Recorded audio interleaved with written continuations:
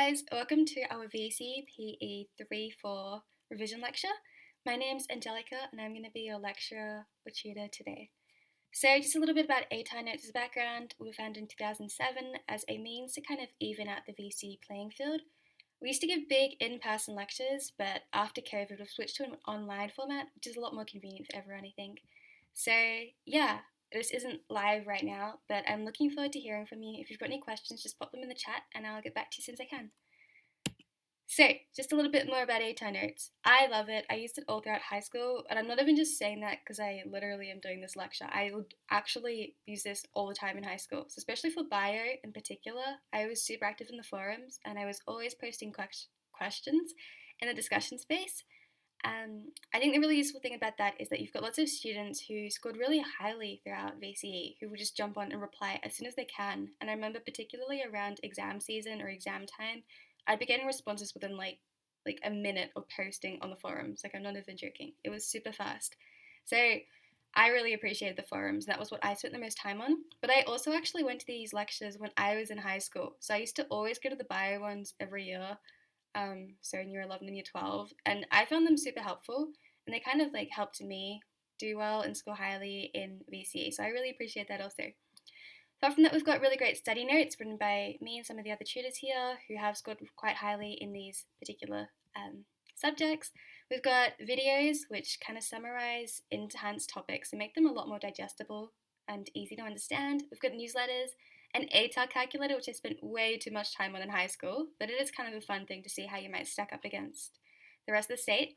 We've also got articles, so lots of past students will write articles detailing how to score highly in particular subjects that they did well in, or perhaps tips on how to prepare for English or read your book effectively, stuff like that, and heaps more. So please check out our website. I know everyone says check out the website, and it's like, yeah, whatever, but I think it's a really, really great resource, and it's completely free, so you can sign up, be completely anonymous, don't tell anyone.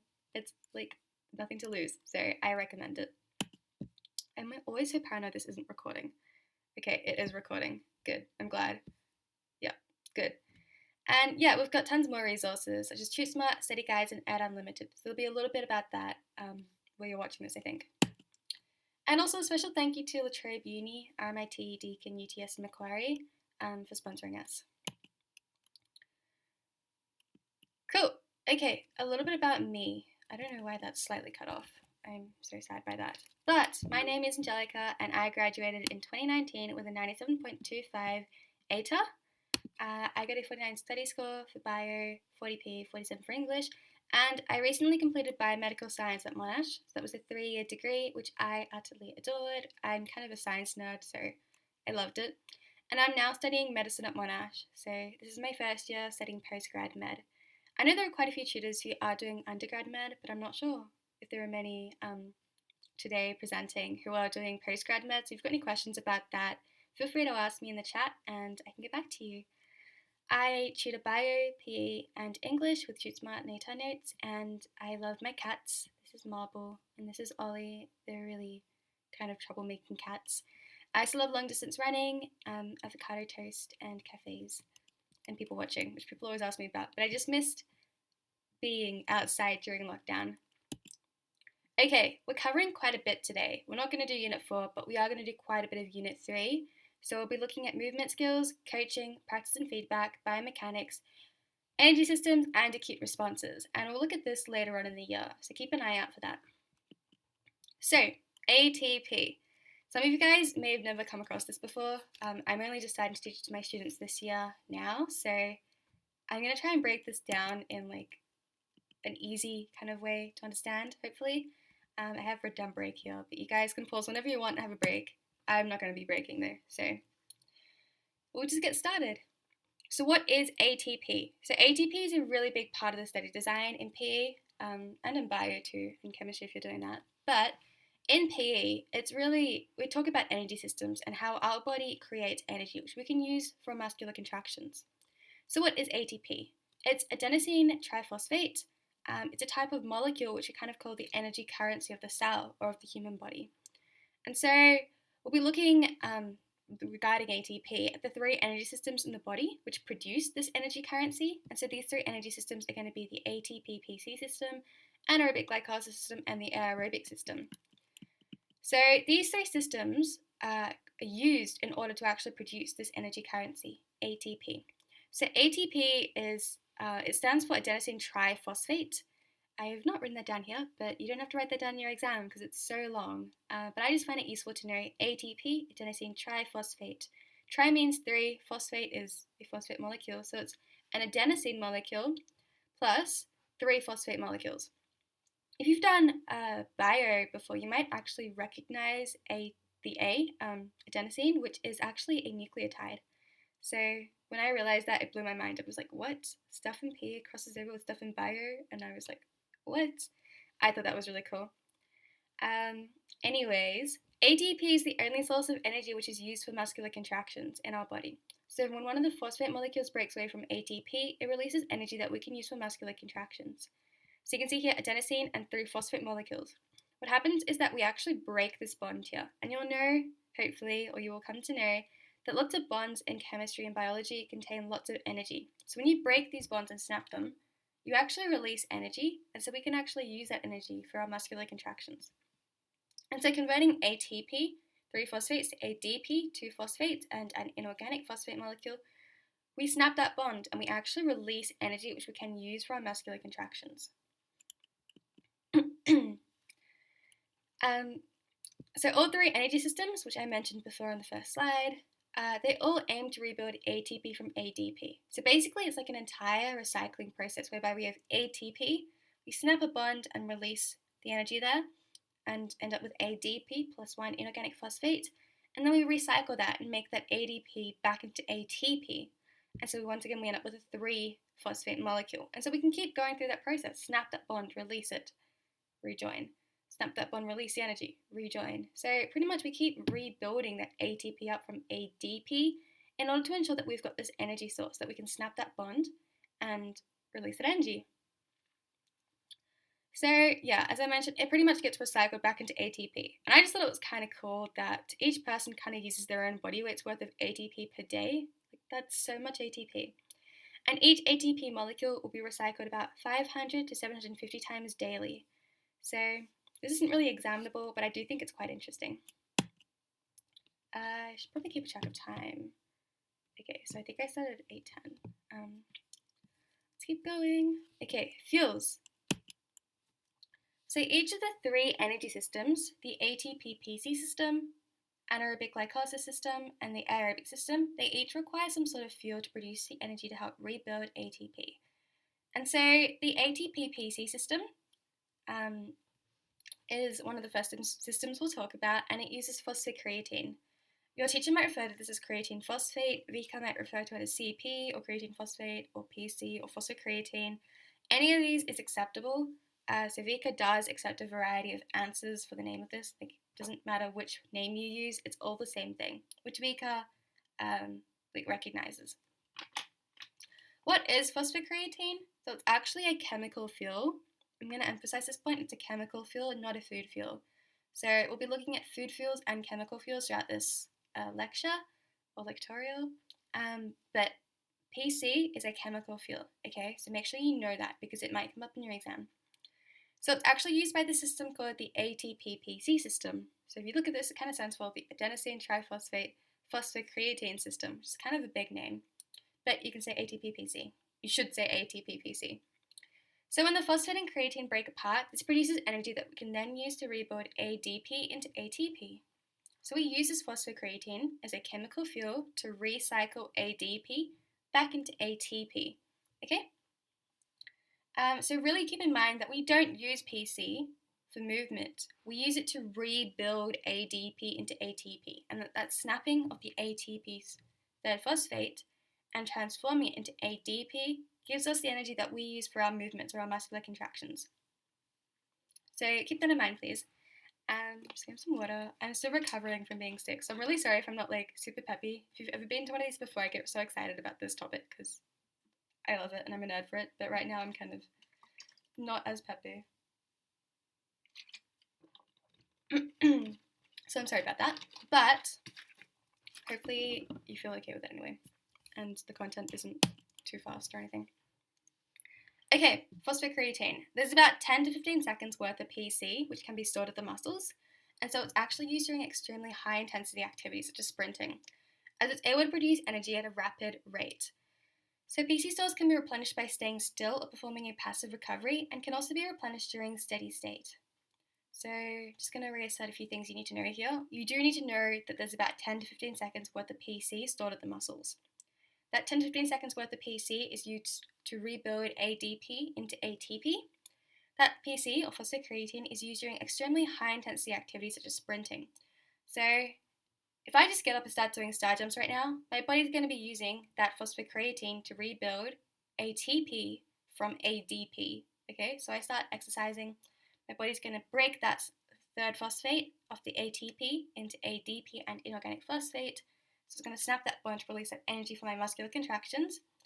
And my body's actually going to rebuild that ATP, the adenosine triphosphate, by using phosphocreatine, the chemical fuel. Because I've got about 10 to 15 seconds worth of that stored at my muscles. So PC stores can be replenished by staying still. So if I just sit still for 3 minutes, I restore about above 90% of my PC stores. So I think it's about 97%. So really just performing a passive recovery, sitting still or standing still, allows me to replenish these stores. This can also be replenished during steady state, which is something we might look at later on. Okay, as I mentioned before, phosphocreatine is a chemical fuel. However, we have got a bunch of different fuels which are actually food fuels, not chemical fuels. So phosphocreatine is the only chemical fuel we'll look at. Another really important fuel that we need to discuss is carbohydrates. And so these are a food fuel that's found in many foods such as pasta, bread, rice, potatoes, grains like quinoa, couscous, stuff like that. These are all carbohydrates. So you do need to know a few foods which are carbohydrates. Our main ones are pasta, bread, rice, but do keep a few in mind and be able to list them in case you get asked a question about this on the exam. So carbs are used by the anaerobic glycolysis system, which is another system we'll talk about, and the aerobic system, which is another system, as a fuel. So the Atp-pc system does not use carbohydrates, it uses phosphocreatine, whereas these two systems, the anaerobic glycolysis system and the aerobic system, both use it as a fuel.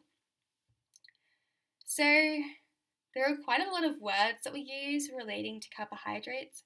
So carbohydrates, an associated word we use is glycogen. We also have glucose and sugar. So carbs, glycogen, glucose, sugar, these are all like associated terms which we use, not synonymously exactly, but quite similarly to carbs. They're all kind of like relating, or they're different forms of carbohydrate. And so if I have some bread right now and I eat it, the carbohydrates in that bread are going to be stored in my muscle and in my liver as glycogen, which is a kind of many branched structure. So it's kind of like a convenient, neatly packaged form of glycogen. When I need energy, that glycogen is going to be broken down to glucose. So my body will break down that glycogen and release it in the blood as glucose, or blood glucose, or blood sugar. So essentially carbohydrates are a type of simple sugar, because in their raw form they are glucose. Our body will store it as glycogen. When I need that sugar, my body will release it in the form of glucose. It will get into the blood and be drawn or taken to the muscles or wherever I need it in order for that ADP to be converted back into ATP. So, similar to how phosphocreatine breaks apart to produce energy, this breakdown of glycogen to glucose produces the energy needed to rebuild ATP from ADP. I'm really dry right now. I'm just thirsty. Cool, so breaking down glycogen into glucose allows us to produce some energy. This energy doesn't give us the energy for muscular contractions, but rather it allows us to rebuild ATP from ADP, and as such we can actually snap that bond off the ATP and use it to produce energy for our muscular contractions and do our star jumps, like go sprinting or anything else which is a muscular contraction. So I mentioned before we've got about 10 to 15 seconds worth of phosphocreatine stored at the muscles. In terms of carbohydrates, we've got about 2 hours worth of glycogen stored in our muscles and liver. So in events which are longer than 2 hours, such as a marathon, glycogen depletion may be an issue, but unless you're running like more than 2 hours, you're probably not going to have to like fuss too much about it because your body will store quite a lot of glycogen. I don't know if anyone's ever done like cross-country training or like half marathon or anything like that, or full marathon maybe, but my cross-country coach would always be like, make sure you carbo load the night before, and so be like have pasta the night before your race, because it means that we can store some excess glycogen in our muscles and liver for energy, which can be used to actually rebuild the ATP from ADP later on during the day or during our race. So you can actually like store it up a bit. I'm not sure if we talked too much about that today, but keeping stuff like this in mind is good to talk about in your exam. So as exercise intensity increases, the use of carbohydrates to produce energy also increases. So pretty much as exercise gets more difficult, your body will rely more on carbohydrates to produce energy rather than other possible fuel sources such as fats. And this is because carbohydrates take less oxygen to break down than fats, making them more efficient fuel. I didn't really understand this when I was in high school, but your body at rest, like right now, it's going to be burning quite a lot of fat. And this is because fat requires lots of oxygen to break it down. When you're running, like during a race or a half marathon or something, you're not getting sufficient amounts of oxygen, particularly at the start. And so your body is going to be relying on something which doesn't need a lot of oxygen to break it down. And so carbohydrates actually don't need any oxygen to break them down. They can be broken down anaerobically, which means no oxygen required. And so that's why our body tends to rely more on breaking down carbohydrates as our energy source or our food fuel source. Cool. Let's see any questions. But if there are any questions, just put them in the chat and I will get back to you. So we have another food fuel, just like carbohydrates. So fats and lipids are a food fuel. I said before that carbohydrates, glycogen, glucose, blood sugar, these are all like the same thing, sort of. We kind of use these words in conjunction with one another. We have the same situation here with fats, lipids, free fatty acids, triacylglycerides, triglycerides. All of these different words we kind of use as like an associated word for fat. So keep that in mind. So fats are another food fuel, meaning that we can get them from the foods that we consume or in our diet, just like carbs, except they're found in different foods. So fats are found in things such as meat, avocado. I think avocado is a really good option to go for in the exam, oils and butter, amongst other things. So fats, as I mentioned before, are a fuel used by the aerobic system, and this is because fats actually require lots of oxygen to break them down, like a huge amount of oxygen. And so when you're at rest, like right now, you're getting enough oxygen. You're not out of breath. Hopefully, you're just kind of sitting here, taking in lots of oxygen, and so your body can actually utilize that oxygen to break down the fats. Fats must be broken down aerobically. They need oxygen to break down. So you can't break down fats using the anaerobic glycolysis system, okay? Just a bit more about fats in general. So they're stored as triglycerides in the muscle. So we eat some avocado. This fat is stored in our muscles as triglycerides. When we need that energy from the fat, we break the triglycerides down into free fatty acids or FFAs. And similar to the breakdown of glycogen, this allows us to produce energy which can be used to rebuild ADP back into ATP. Okay? Whew, that's a lot. So just to summarize, recognize that it's a food fuel. Recognize a few foods that it's found in, such as avocado, oils, butter. Know that it's used by the aerobic system as it requires lots of oxygen to break it down, and that it's stored as triglycerides in the muscles and then broken down to free fatty acids. As I mentioned before, it's a preferred fuel at rest, because right now at rest we've got sufficient oxygen to break them down effectively. As exercise intensity increases, the use of fats as a fuel decreases. And if you think about this, if I just get up and start running right now, I'm going to be pretty out of breath, okay? And so that's because my exercise intensity has increased from like nothing to probably kind of a maximal level from sprinting. And so as a result, my use of fats will decrease because I'm not getting sufficient amounts of oxygen to break down the fats. And as I mentioned before, our body can actually break down carbohydrates anaerobically, so it doesn't actually need oxygen to break down carbohydrates. And so when I'm kind of out of breath, the body will be like, you know what's a really good fuel to use right now? Carbohydrates, because no oxygen, right? So yeah, as exercise intensity increases, the use of fats as a fuel decreases, but the use of carbohydrates as a fuel will increase. I feel like I should set a timer because I'm not going to be aware of how long I'm going on for. I reckon it's fine for now. So, food fuel contribution. When a person is at rest, fats are the predominant fuel source. During submaximal exercise, carbohydrates contribute roughly 2/3 of the fuel source. During maximal exercise intensity, glycogen is the sole food fuel source, and phosphocreatine may also be used, but this is a chemical fuel. Carbohydrates are the preferred fuel source over fats during exercise because they take less oxygen to produce the same amount of energy in comparison to fats, as I mentioned before. I'm just wondering if that's blocking. I can't see. I'm pretty sure I arranged my present. Yeah, okay, that's fine. It just looks suspiciously like I'm blocking this. If I'm blocking this, it might just be for a few slides, but definitely check the PowerPoint, like all our words I'm over there. So yeah, download the PDF after and have a look at it, and I won't be in the way. And this is just a nice little visual demonstrating our food fuel contribution. So at rest, I mentioned that fats contribute the majority of our energy to reburning that ADP into ATP. So you can see here that it's about 2/3 of the energy or food fuel contribution is done by fats, whereas 1/3 is by carbohydrates. Whereas it kind of switches. So you can see carbohydrates at submaximal exercise contribute the most, with fats contributing about 1/3. And then for maximal exercise, you can see that carbohydrates are the predominant, pretty much contribute nearly all of that, the predominant food fuel contributing to energy production or the reburning of ADP into ATP.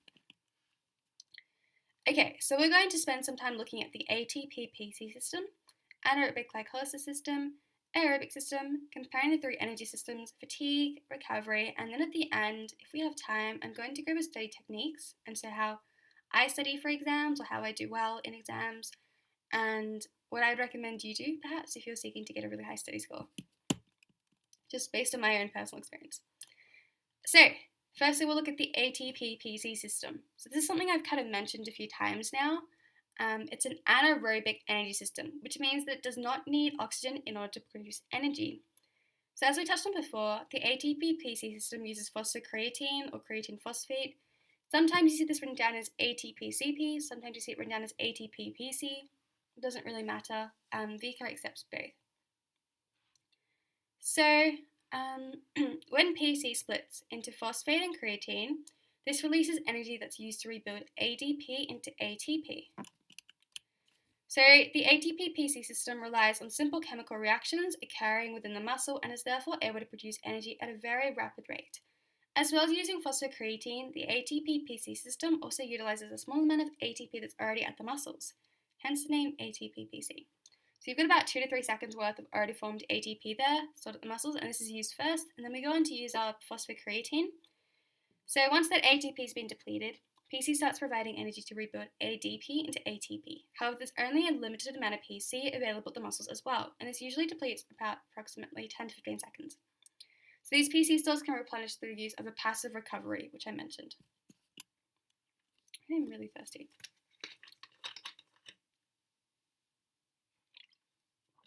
So because of its ability to produce energy so rapidly, the Atp-pc system is predominantly used for physical activity of a very high intensity.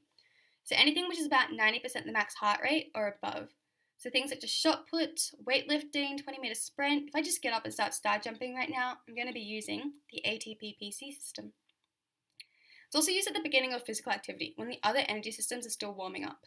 So if I get up and go run a 10K right now, my body is going to be using the Atp-pc system first, while the other systems are kind of like warming up. And so for the first 10 to 15 seconds of my little run, my body is going to be using the Atp-pc system. And then it's going to switch to a more like anaerobic type, Atp-pc is anaerobic, but it will switch to another energy system, such as the anaerobic glycolysis system. So while the Atp-pc system is really effective at producing energy really quickly, like really fast, instantly, it only produces a very small amount of ATP and depletes really quickly, okay? So you produce energy very quickly, but it's only a small amount and it depletes very quickly as well.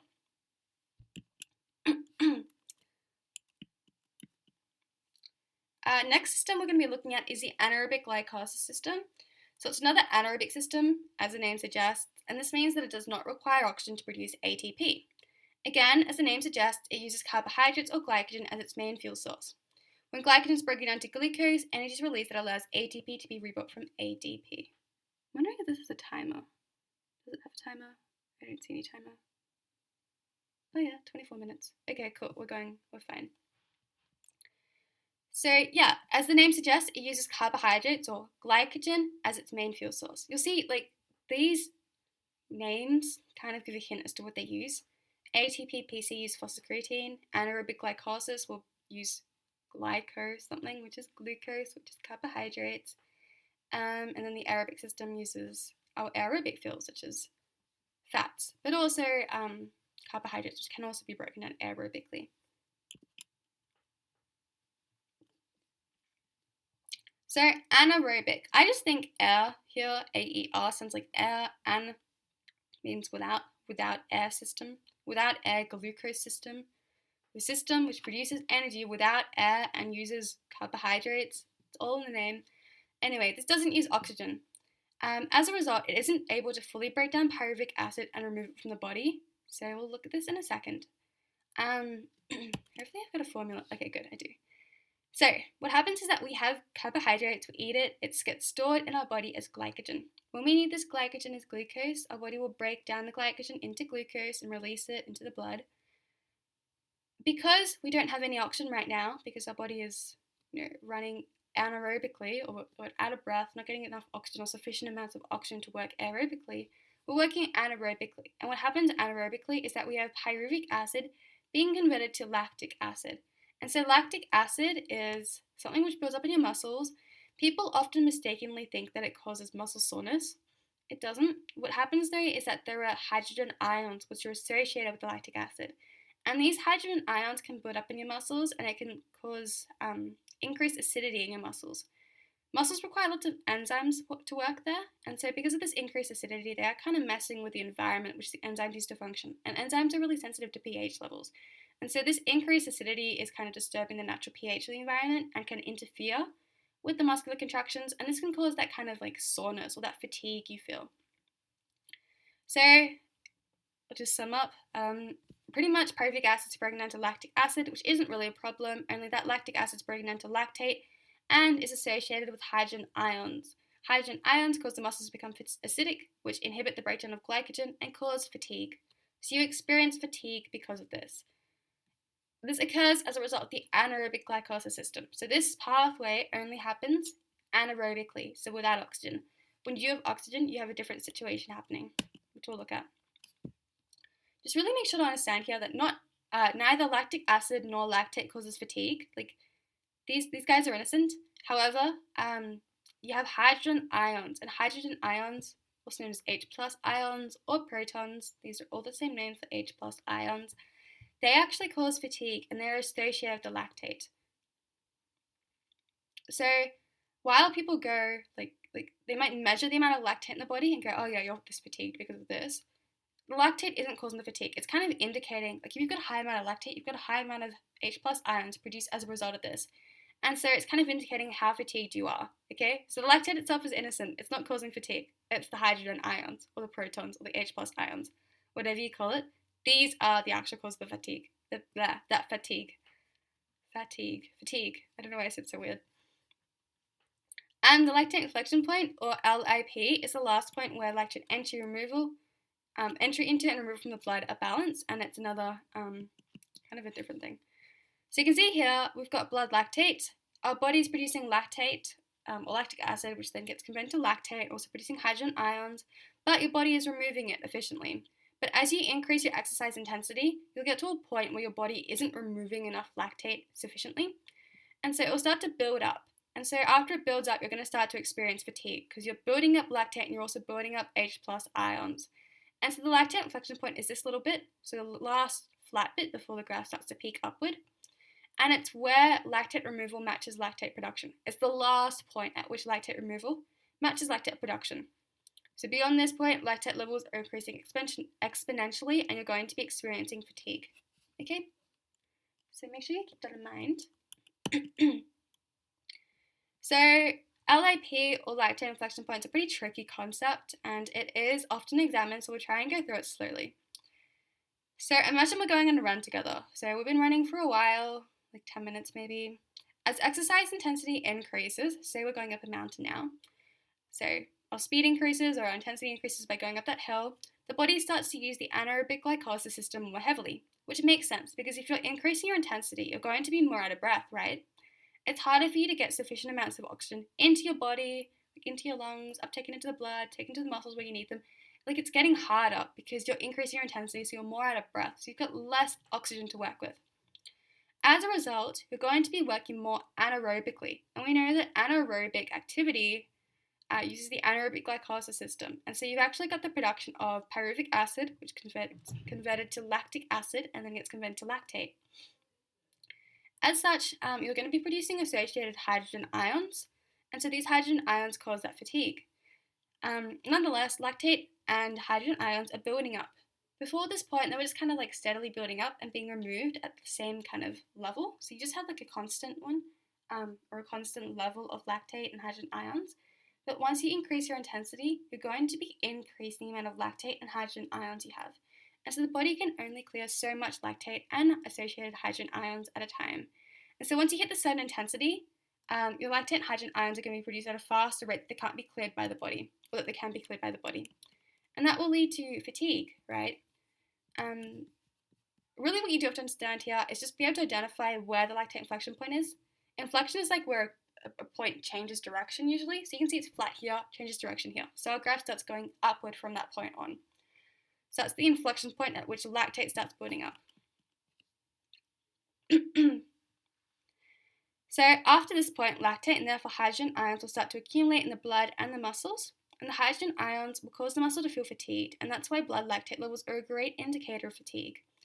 At this point, athletes will have to reduce the intensity of their exercise to an intensity below their lactate inflection point. So you're feeling fatigued, like we're running this race, we're starting to feel really fatigued, so we're going to have to reduce our intensity.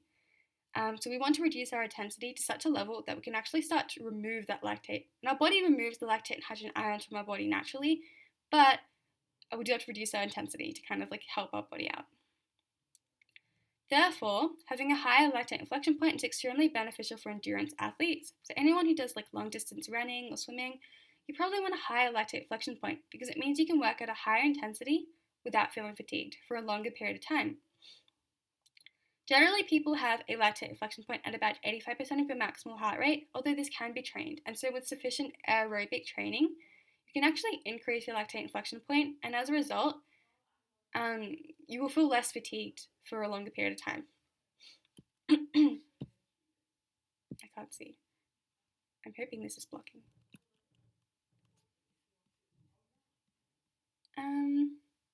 The anaerobic glycolysis system produces ATP at a fairly quick rate, but not as quickly as the Atp-pc system. However, it does produce slightly more ATP than the anaerobic glycolysis system. So the quickest system so far is the Atp-pc system, and the second quickest is the anaerobic glycolysis system. However, the anaerobic glycolysis system produces more ATP than the Atp-pc system. So it's kind of like caveats associated with each system. So one will be faster, but the other will produce more. So it really depends on your needs at the present time. So the anaerobic glycolysis system is dominant during activities of a reasonably high intensity, so anything about like 85% max heart rate, and medium duration, so about 10 to 60 seconds. So if we go for a run, the first 10 to 15 seconds of our run is going to be supplied predominantly by the Atp-pc system, because we've got 10 to 15 seconds worth of ATP and PC already stored at the muscles. From that 10 to 15 seconds up to about 60 seconds or a minute, the anaerobic glycolysis system will be dominant, okay? And so this is dominant at pretty much 85% max heart rate and above, to about 90, because anything above 90 would typically use the Atp-pc system. So, like medium level duration events, such as the 400 meter run, 200 meter sprint, and repeated sprints, these will use the anaerobic glycolysis system. So you often get asked a question in your exam to name a particular event or sport which relies most heavily on the anaerobic glycolysis system.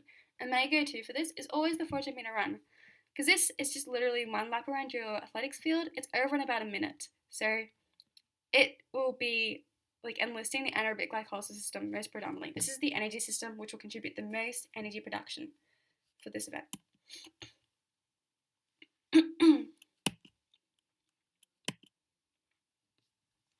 Okay, now we're on to our third. Let me make sure I might just actually set a timer.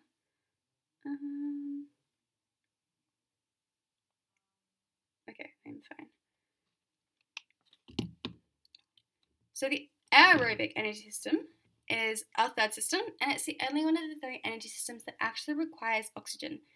So it can use a variety of fuels to produce the energy required to rebuild ADP into ATP. We've got carbohydrates, which can be used, or glycogen, fats, which are triglycerides, and protein, which we only use in like super extreme circumstances to produce the energy that we need for our aerobic energy system. So I mentioned before that carbohydrates can be broken down anaerobically, so they don't need oxygen, but it is better if you break them down with oxygen because then they don't produce that fatiguing byproduct of hydrogen ions. So when using carbohydrates, glycogen is broken down to glucose, and this produces the energy needed to rebuild ATP. So I think I mentioned this before. When using fats, we've got triglycerides being broken down to free fatty acids, and this produces the energy needed to rebuild ATP also. So what's the main difference between the anaerobic glycolysis system and the aerobic system? So the main difference is how pyruvic acid is broken down. So as we just looked at with the anaerobic glycolysis system, pyruvic acid is broken down to lactic acid, which then breaks down into lactate and hydrogen ions, causing fatigue. With the aerobic system, due to the presence of oxygen, pyruvic acid is able to be broken down to byproducts that don't cause significant fatigue, such as water, carbon dioxide, and heat. So before, in the anaerobic system, pyruvic acid is broken down to lactic acid, broken down to lactate and hydrogen ions, and those hydrogen ions mess with the acidity of our muscles and cause fatigue. In this case here, we don't actually produce lactate. That pyruvic acid is straight up broken down to byproducts that don't really cause a bunch of fatigue. So these byproducts are water, carbon dioxide, and heat. And so they don't mess with our muscle acidity or anything. So, yeah. See here, glycogen broken down to glucose. Glucose broken down to pyruvic acid, but no lactate is being produced. Rather, we've got carbon dioxide, water, and heat. And this is actually a formula for cellular respiration, or aerobic cellular respiration. So if you're doing bio, look out for that. The aerobic system produces ATP at a far slower rate than the Atp-pc system, and anaerobic glycolysis energy systems. Therefore, it's dominant for activity that's performed at a sub-maximal intensity, such as jogging and other activities that occur at less than 85% max heart rate and have a longer duration. So the aerobic system produces far more ATP than either of the other energy systems. Therefore, the body will always produce energy aerobically when possible, as it produces more ATP and leads to less fatigue. Okay? So while the Atp-pc system is the fastest system, it produces the tiniest amount of ATP. Anaerobic system is kind of medium, it's faster than aerobic, and it produces more than the Atp-pc, but it's not as fast as Atp-pc, and it doesn't produce as much as the aerobic system. And then finally, we've got the aerobic system, which is the slowest energy system, but it does produce the most ATP and leads to less fatigue as well. So we kind of want to prioritize this one because that fatigue can be quite debilitating. So it's an important fact to keep in mind throughout the year as we look at acute responses and chronic adaptations, which are all focused on getting more oxygen to the muscles so that ATP can be produced aerobically. As exercise intensity increases, the aerobic system will begin using carbohydrates rather than fats more predominantly as an energy source. This is because carbohydrates, despite producing less energy than fats, actually take a lot less oxygen to break down. They can actually be broken down without oxygen, which is really useful. So aerobic glycolysis is a term used to describe the aerobic system using carbohydrates as fuel. Aerobic lipolysis, lipo, fat, lipolysis, lysis means to break down, so we've got breaking down fats using oxygen or air, is a term used to describe the aerobic system using fats or lipids as a fuel. And it's slower than aerobic glycolysis. So the breakdown of fats takes the longest amount of time, but it produces the most energy. Okay? Wow, we're getting through this so quick. How long have we been on for? Nearly 40 minutes. Okay, comparing the three energy systems.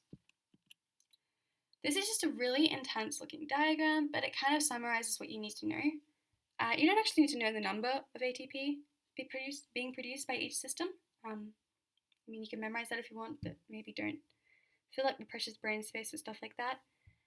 But we have covered all of this already, pretty much. So the anaerobic systems are the Atp-pc system and the anaerobic glycolysis system, and the aerobic system is obviously aerobic. So these two don't need oxygen, and this one needs oxygen, as it is aerobic. You've also got a bunch of different fuels used by each system. You've got phosphocreatine here, glycogen, triglycerides, and protein being used by the aerobic system. As I mentioned before, protein's kind of used only in really extreme circumstances, so we don't really talk about it that much in PE. but we definitely talk about glycogen, triglycerides, and phosphocreatine. Keep in mind that phosphocreatine is a chemical fuel, whereas carbohydrates and fats are food fuels. What intensities do we need? So for the Atp-pc system, we typically have a very high intensity of about 95% max heart rate and above. With the anaerobic glycolysis system, we have intensities of about 85% max heart rate to about 95%. And then for the aerobic system, anything less than about 80 to 85% max heart rate. And it'll be using this system. Total duration, this says 10 seconds, but I typically say 10 to 15 seconds. The anaerobic glycolysis system is about 75 seconds roughly, or 60 to 75 seconds. And then the aerobic system is about 60 seconds onward. So if you're running for 20 minutes, you're probably going to be using or relying most heavily on the aerobic system. So when is the system dominant during physical activity? So the Atp-pc system is dominant within the first few seconds of starting. Anaerobic glycolysis system is dominant, for like that first minute, and then onwards you've got the aerobic system being the most dominant. What about byproducts being produced? So with the Atp-pc system, our main byproducts are inorganic phosphates and ADP, and these can kind of interfere with muscle acidity also a little bit. They just kind of impede upon contractions, I think. So they are slightly fatiguing. The worst contributor to fatigue is really those hydrogen ions, so lactate, hydrogen ions, and ADP. Do you recall, I know I said it like 7 times already, but the lactate itself doesn't cause fatigue. Rather, it's the hydrogen ions which do that. You've also got ADP being produced once again, and that can contribute to fatigue as well. In terms of the aerobic system and fatigue, these aren't really massively fatiguing factors, but you do have some byproducts being produced, and they are carbon dioxide, water, and heat. And so that heat can cause you to overheat. That was a strange sentence. But once you start overheating, our body's going to be redirecting blood flow to the skin in order to enable you to sweat and cool your body down. And so that can actually lead to fatigue as it rediverts blood and oxygen, which is in the blood, from going to the working muscles and actually takes it to your skin, right? It wants to evaporate the water and cool your body down.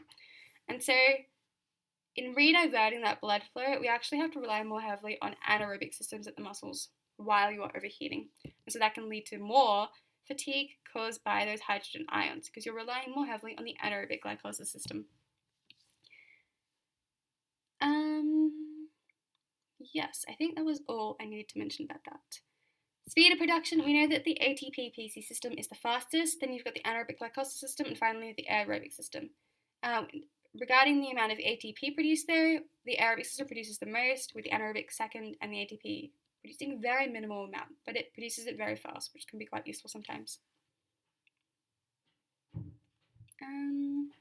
Don't memorize these numbers, you don't need to know them, but I do want to draw your attention to how much ATP is produced by triglycerides. So you can see that triglycerides produce the most ATP energy. And even though glycogen produces quite a bit, you can see triglycerides produces like a ton.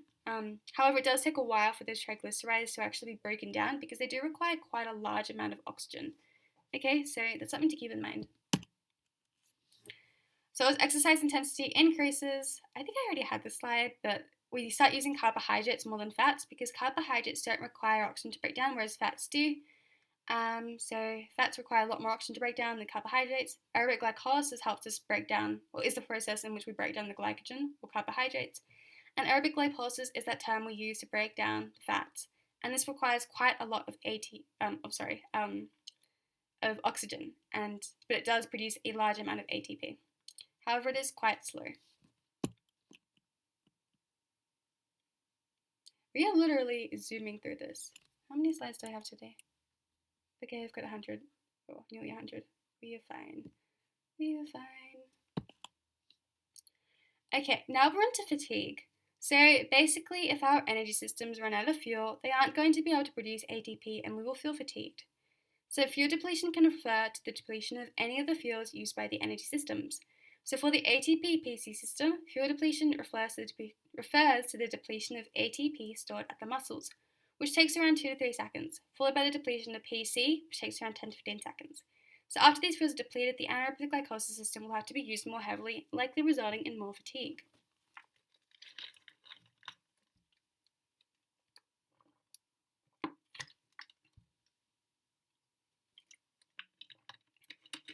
I recently moved rurally from med school, and I feel like the air is just drier here, and I get really dehydrated more easily. I don't really know if I'm making that up or if that's real, but that's what I'm feeling. Okay. So, depletion. Fuel depletion means that we can't produce ATP and we'll feel fatigued.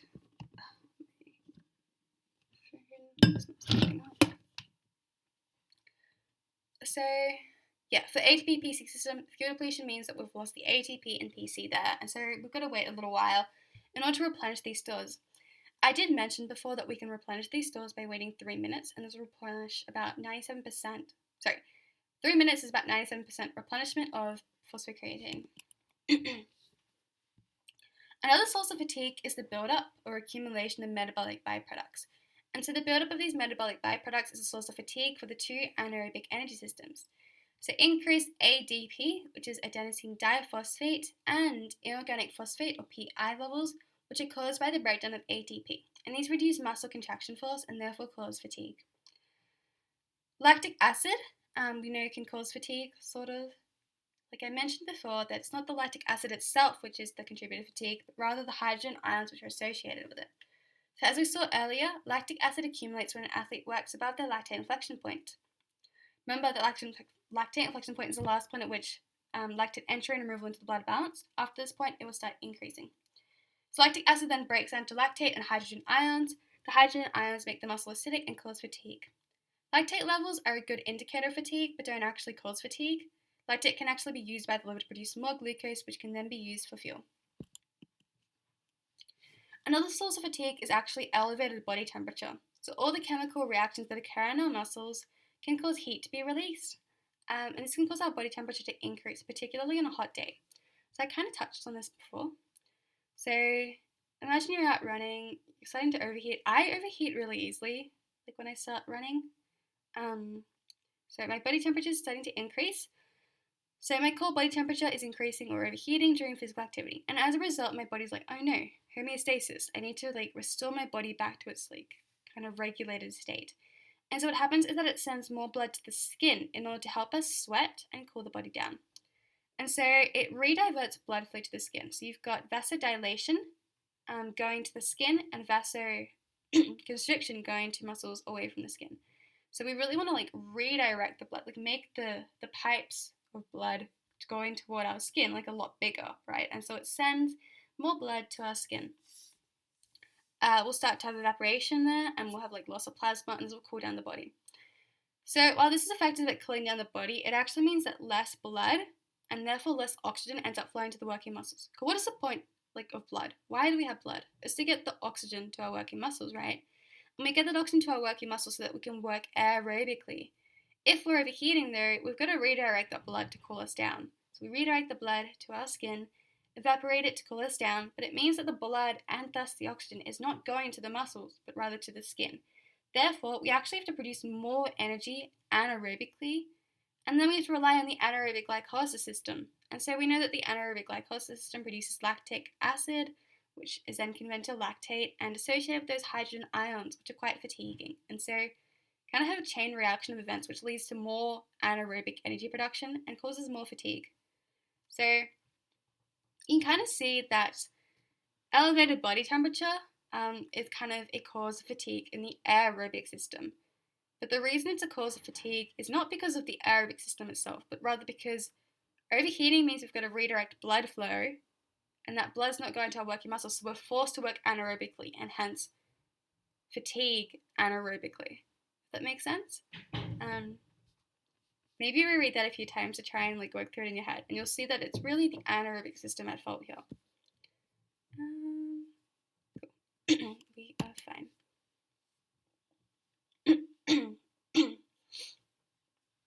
Very thirsty. I'm gonna have more water.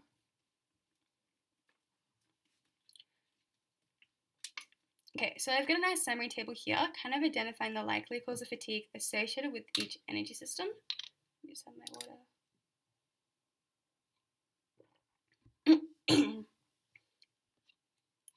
So regarding the Atp-pc system, the most likely cause of fatigue is fuel depletion. So we've lost phosphocreatine and ATP. So we've only got a little bit stored at the muscles.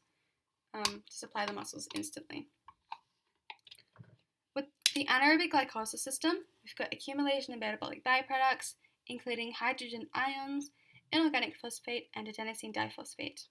And regarding the aerobic system, we've got fuel depletion, so we've got loss of glycogen and fats, and we also have elevated body temperature, which just leads to increased reliance on the anaerobic system, which I just touched on. Okay, on to recovery, and then we'll look at acute responses, which is like our second part. So we'll look at two types of recoveries, active recoveries and passive recoveries. So an active recovery involves performing reduced intensity activities at the end of a training session. So you might have a really intense game of footy, you might have an active recovery afterward, and it might be something like slowly jogging around the sports oval or walking around for a bit. A passive recovery, on the other hand, involves sitting still or standing still. As I mentioned before, a phosphocreatine replenishment requires a passive recovery, which is the most effective. So 70% of PC stores can be replenished after 1 minute of a passive recovery, and about 98% can be restored after 3 minutes. So if you have just run 100 meters, you're probably going to be using up all your PC stores because it's only there for about 10-15 seconds, remember. You want to restore your PC stores, what you want to do is do a passive recovery. And so you kind of sit or stand still for a total of 3 minutes. And this replenishes about 98% of your PC. You kind of keep sitting still for a bit longer and hopefully replenish 100% of it.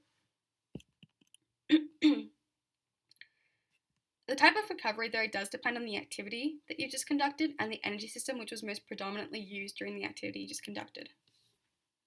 So, as I mentioned before, the Atp-pc system requires a passive recovery in order to replenish that phosphocreatine. The other two systems, however, the anaerobic glycolysis system and the aerobic glycolysis system, these actually require an active recovery. So,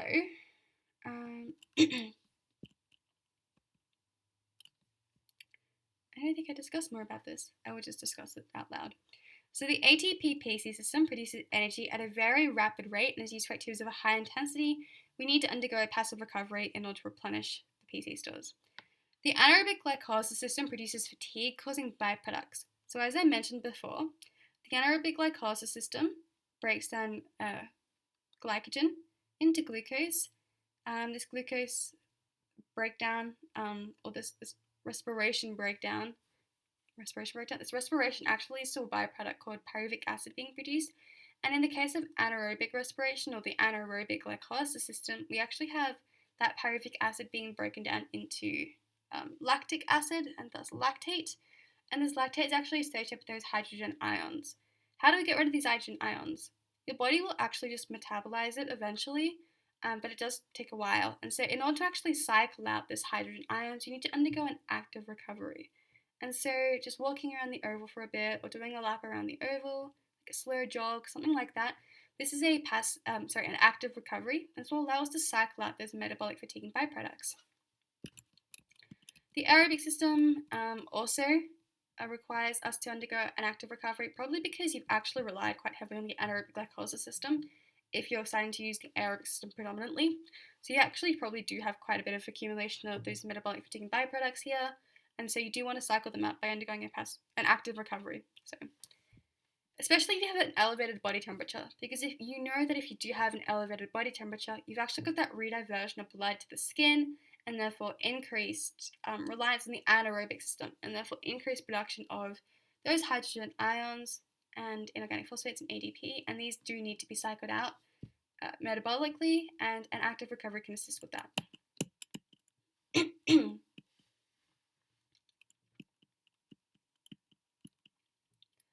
Cool, okay, now we're moving on to acute responses. We're doing so well with time. So I'm actually probably going to spend quite a bit of time at the end kind of discussing study techniques and tips.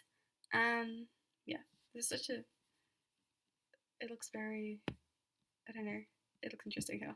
I might stay on the screen. But yeah. Okay, we'll look at what is an acute response. We'll look at respiratory acute responses, cardiovascular acute responses, and muscular acute responses.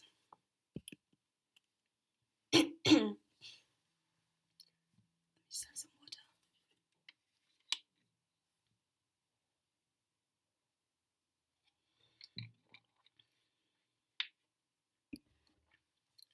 So when a person begins exercise, the body makes a number of changes, and these changes are known as acute responses. Acute just means small. If you think of like acute angle, it's a small angle. I just think acute, like cute. I just think of a small thing as cute, like a puppy or a kitten, something like that. Um, so I just think small. Acute means small. It also means kind of short. So acute responses are short-term changes. So acute responses only last for the duration of the exercise and the immediate recovery period, and they are short-term changes to the body that occur during physical activity. We'll look at in Unit 4 chronic adaptations, and these are actually long-term changes to the body that occur as a result of consistent training. But right now we'll be looking at acute responses, and there are quite a lot of them, so I will try and work through them a bit slowly. So a key understanding here is understanding that muscles need oxygen to work. The harder the physical activity, the more oxygen they need. We mentioned before that they don't need oxygen, they can work anaerobically, but that this produces lots of fatigue. And so your body's like, no, I don't really want fatigue, obviously. I actually want to do something which doesn't require as much fatigue. And so they want to rely more heavily on aerobic systems. So nearly all of these acute responses aim to increase the amount of oxygen that can be supplied to the working muscles for the duration of the physical activity. This is super important as more oxygen means that more ATP can be produced using the aerobic energy system, which produces a greater amount of ATP than the anaerobic energy systems and causes far less fatigue. Okay? That was a pretty big slab of text, so pretty much what we're saying here is ultimately our acute responses want to increase the amount of oxygen going to the muscles. This means that we can use more oxygen energy system, which is the aerobic system. Therefore, we use less anaerobic system. Therefore, we produce less fatigue, and therefore we can work more effectively. And so I'm going to start sounding super repetitive because I'm just going to start like reciting this, like more emphasis or more use of the aerobic system, therefore less requirement of the anaerobic system, therefore less fatigue is produced, or less metabolic fatigue byproducts produced, therefore more effective energy production, something like that. You start like repeating it over and over and over and over again, and so hopefully you'll get an understanding of it as we progress through. So we'll look at respiratory acute responses. So these refer to changes in the respiratory system that occur as a result of physical activity, and these changes occur in the lungs and airways around the body. They generally aim to get more oxygen into the body, which can then be transferred via the cardiovascular system to the working muscles, allowing more ATP to be produced aerobically. So respiratory just refers to like breathing systems, so the lungs. So one of our acute responses is increased respiratory rate. I think an easy way of memorizing a lot of these acute responses is kind of imagining yourself like getting up out of the exam room and going for a run. If you just think about what happens to your body when you start going on a run, you'll think, okay, I'm starting to get a bit out of breath. Okay, what is that? That's an acute response. If I'm out of breath, what system is it? It's going to be the respiratory system. Why would I be out of breath? Well, your body is trying to get more breath, more oxygen in, okay? So respiratory rate is the number of breaths taken per minute. So respiratory rate is breaths per minute. When exercise starts, respiratory rate increases, and this results in more air entering our lungs. So we start getting out of breath and increasing our respiratory rate because we're starting to use quite a lot of energy and our body needs to make more. So it goes, wow, we need more energy. We need more oxygen, therefore, because we need to use our aerobic system. So it starts to breathe faster, increase our respiratory rate, and therefore results in more oxygen getting into our body. I am really thirsty. So hopefully that one makes sense. We've got something else called tidal volume, and this is the amount of air inhaled in a single breath. So that's the amount of tidal volume you have, like taking in a single breath, thinking of how much that volume of air there, that's tidal volume. So as exercise begins, tidal volume will increase. Tidal volume plateaus at a high but not a maximal intensity. So ventilation is another respiratory acute response, and this actually has a formula associated with it. And so ventilation is the product of respiratory rate and tidal volume. So V equals TV times RR. It's really annoying that you have to memorize formulas, but you have to do it anyways, and you don't actually get a formula sheet. So it is something you do have to remember. I didn't really have any good mnemonics for this. I would just pretend like I didn't really get a Starbucks, so I don't really like it very much. But they had like venti cups at Starbucks, and I would like pretend like someone's initials were TV or RR, both of them on a Starbucks cup. And so I would like draw out a little cup and be like, it's a venti sized cup with TV times RR. And that was just kind of my mnemonic to help me remember this, because it's just an annoying formula to remember. So if you come up with something which is a better mnemonic at remembering this formula, let me know in the chat so I can tell everyone else. But yeah, I don't really have a lot of mnemonics for this. It's just really trying to memorize the formulas, and it's kind of not fun. But you have to do it anyway because it'll be in your exam, so hopefully you can come up with something. Anyway, if ventilation is the total amount of air inhaled per minute, you can see breaths per minute is respiratory rate, and air per breath is tidal volume. And this is air inhaled per minute, which is a combination of them both. An increase in respiratory rate or tidal volume will result in an increase in ventilation, obviously. So if I increase this one or this one, it's going to increase this one, meaning that more air and therefore more oxygen is able to enter the lungs where it can be diffused and transported via the blood to the working muscles. Ventilation increases linearly with exercise intensity until it reaches the ventilatory threshold. And so this occurs at about 65 to 75% of maximum maximum oxygen consumption. And after this point, ventilation will increase more slowly.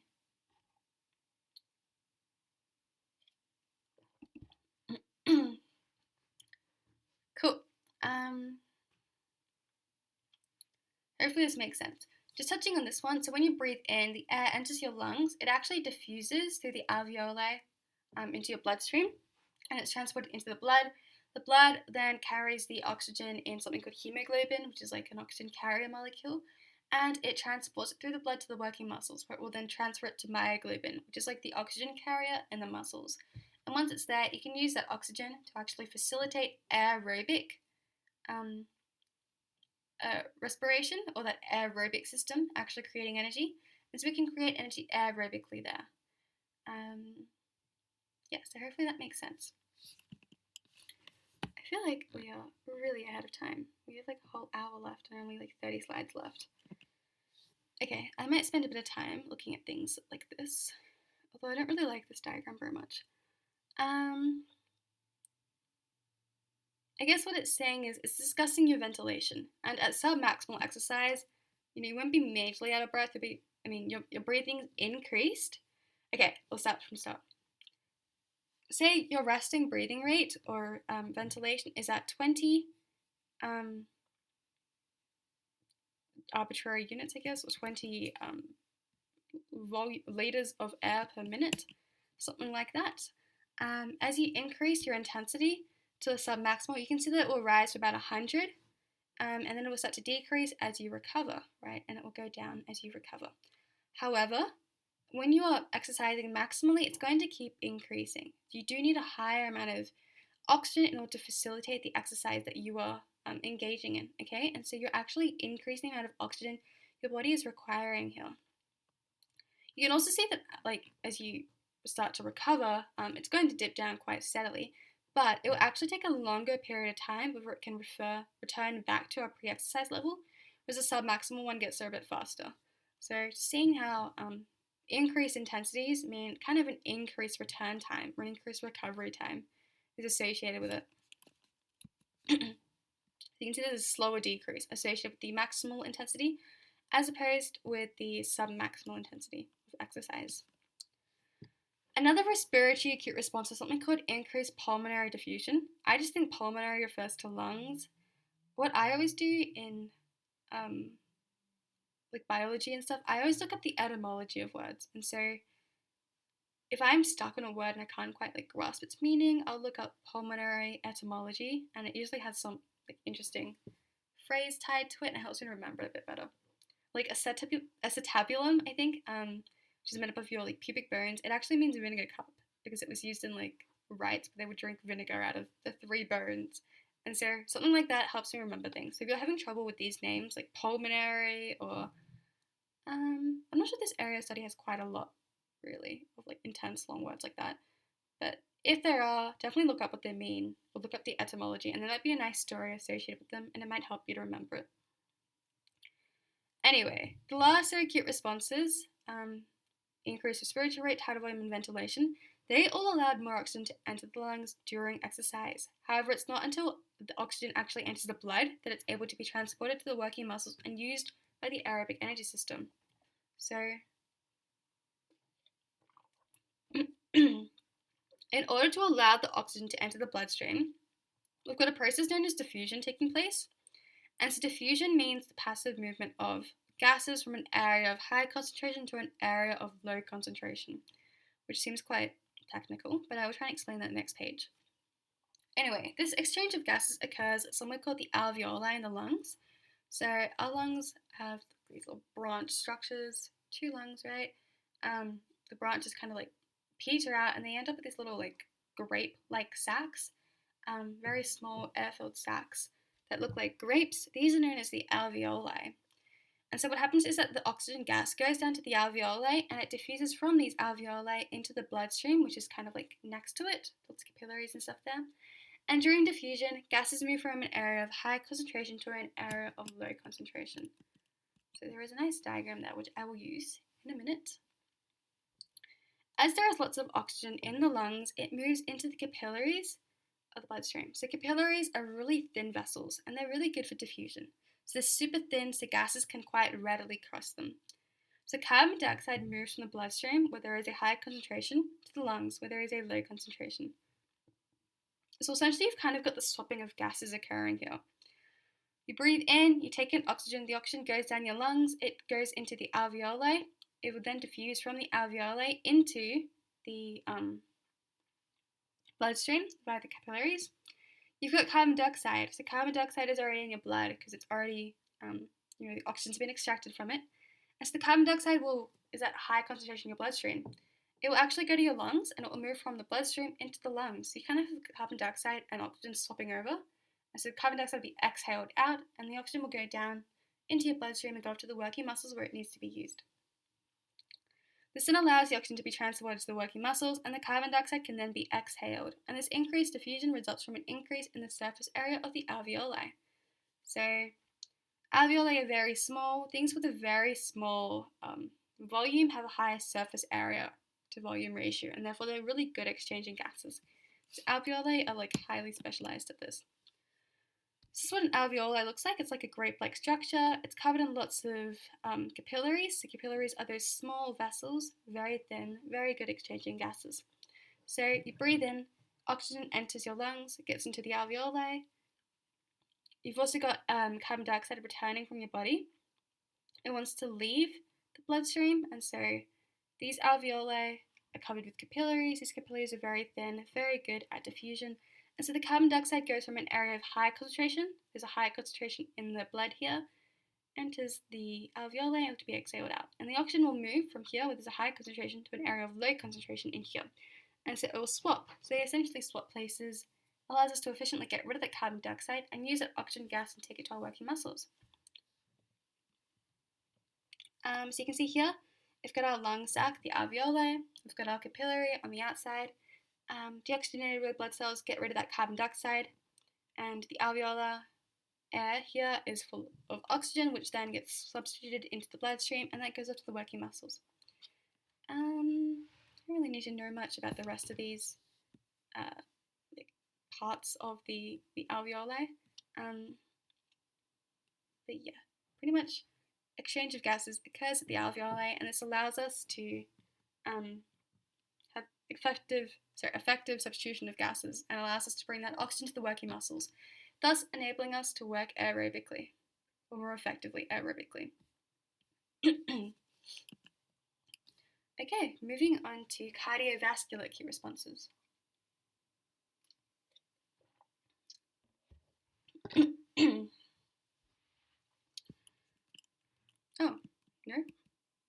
We are in cardiovascular. So cardiovascular acute responses refer to changes in the cardiovascular system, which occur as a result of physical activity. These changes occur in the heart and blood vessels around the body, and they generally aim to get more blood and therefore more oxygen to the working muscles, allowing more ATP to be produced aerobically. Cardiovascular, if you just think cardio means heart, vascular means like vessels, blood vessels. So cardiovascular acute responses refer to small responses in response to exercise which affect the heart and the vessels, the blood systems. Okay, so that kind of helps me to remember it. So once again, looking up the etymology of words might help you to remember what these words mean. So one of our main cardiovascular acute responses, if you imagine going out running, what's the first thing you're going to notice? Probably that you're out of breath. Second thing is probably your increased heart rate. You'll feel your blood pumping, right? You'll start to be more flush because your blood's pumping harder. Stuff like that. So increased heart rate is a cardiovascular acute response to exercise. What is heart rate? It's the amount of time the heart beats per minute. So it's taken in beats per minute. I give you a bunch of formulas all throughout these lectures. If you come to them throughout the year, I'll give you a bunch more formulas too. But yeah, we don't need to know all of these formulas really. You don't have to calculate anything on the exam except for this one formula here. And this is our maximum heart rate. So the maximum heart rate of an athlete is equal to 220 take away their age. So I'm 21, so 220 take my age, 220 take 21. You guys should figure that out. So you're not allowed to calculate on the exam. They'll give you really simplistic calculations like 220 take age, stuff like that. But this is the only formula, the only calculation you need to know to do. And it's come up in the exam before. So yeah, keep that in mind. If you're 18, 220 take 18, your maximum heart rate is going to be something like 202 beats per minute, approximately. Okay, so keep that in mind. By increasing heart rate, more blood is able to be circulated around the body, which makes sense. What's the point of our heart? It beats, right? It beats to pump blood around the body. Why do we need blood going around the body? Because that blood brings with it nutrients and oxygen. So we can actually deliver that oxygen to the working muscles. As such, we can actually produce more ATP aerobically as opposed to anaerobically. In doing this, what we do is we actually increase the amount of reliance on the aerobic system as opposed to the anaerobic glycolysis system or the Atp-pc system. Why don't we really like the anaerobic systems? Well, because they cause fatigue, remember. They actually result in the production of metabolic fatigue and byproducts because that carbohydrate is broken in from glycogen into glucose into pyruvic acid. Because we're working anaerobically, that pyruvic acid is going to be broken down into lactic acid and hence lactate and also produce those metabolic fatiguing byproducts, hydrogen ions. And those hydrogen ions actually are going to interfere with the acidity of the muscles and cause fatigue. And so that's really not good for us. Causing fatigue is not going to be conducive to your exercise, and so we really want to avoid that as much as possible. Hence, you can see that increased heart rate is an effective measure at kind of circumventing that. Okay?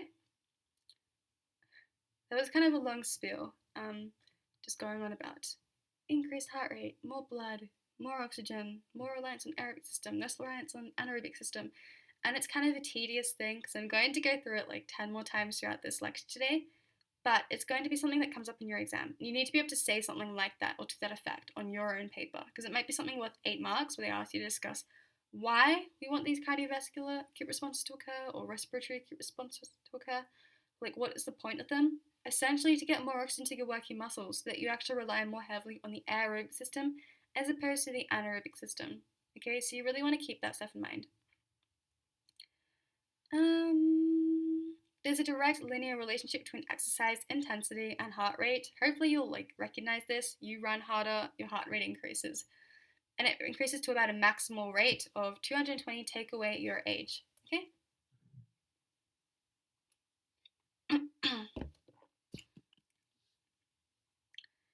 Stroke volume is another cardiovascular acute response. So it's the amount of blood that leaves the left ventricle of the heart per beat. Left ventricle is really important because this is the chamber of heart at which the blood leaves and enters the bloodstream. So you do need to know that left ventricle of the heart for stroke volume. Oh, it's really itchy. Through increasing stroke volume, more blood and oxygen is able to be circulated around the body, and therefore more oxygen is able to be delivered to the working muscles. So if you just think about it, the amount of blood that leaves the left ventricle of the heart per beat, if you increase the amount of blood that leaves, you increase the amount of oxygen which also leaves. Therefore, you've got more oxygen going to the working muscles. Therefore, you've got increased reliance on the aerobic system as opposed to the anaerobic system. Therefore, less production of metabolic fatiguing byproducts, particularly the hydrogen ions, which are associated with lactate, which are a byproduct of the anaerobic system. And therefore, you've got less fatigue being produced. So that's why we want more aerobic reliance, okay? Very repetitive. Another formula we do need to memorize here, increased cardiac output. Cardiac output is also written down as Q, and its formula is Q equals SV times HR. So it's actually a product of heart rate and stroke volume multiplied by one another. What is cardiac output? It's the total amount of blood that leaves left ventricle per minute. So you can see it combines those two previous formulas. Heart rate, which is beats per minute, and stroke volume, which is the amount of blood which leaves the left ventricle. So ultimately, cardiac output is the total amount of blood that leaves the left ventricle per minute. It's a product of heart rate and stroke volume. So an increase in heart rate an increase in stroke volume are going to result in an increase in cardiac output. An increase in cardiac output means that more blood is circulated around the body and more oxygen is able to be delivered to the working muscles, allowing more ATP to be produced aerobically. Okay? So ultimately, you can either increase either stroke volume or heart rate, and this will increase cardiac output also. What does this do? This increases the total amount of blood that leaves the left ventricle per minute. Therefore, we've got increased oxygen going to our working muscles. Therefore, we've got increased reliance on the aerobic system as opposed to the anaerobic system. Therefore, less reliance on the anaerobic glycolysis system means less production of metabolic fatigue byproducts such as lactic acid and its associated hydrogen ions, which cause fatigue. Therefore, we've got less fatigue and more effective exercise or energy production without the cause of fatigue. Okay? I know it's repetitive and I'm going to keep saying it, but you have to know this and you have to be able to write something to that effect for the exam. I feel like I'm actually just saying the same thing over and over again. Sorry, I know it's annoying, but this will hopefully help you for the exam. Another cardiovascular acute response is increased blood pressure. So exercise results in an increase in systolic blood pressure.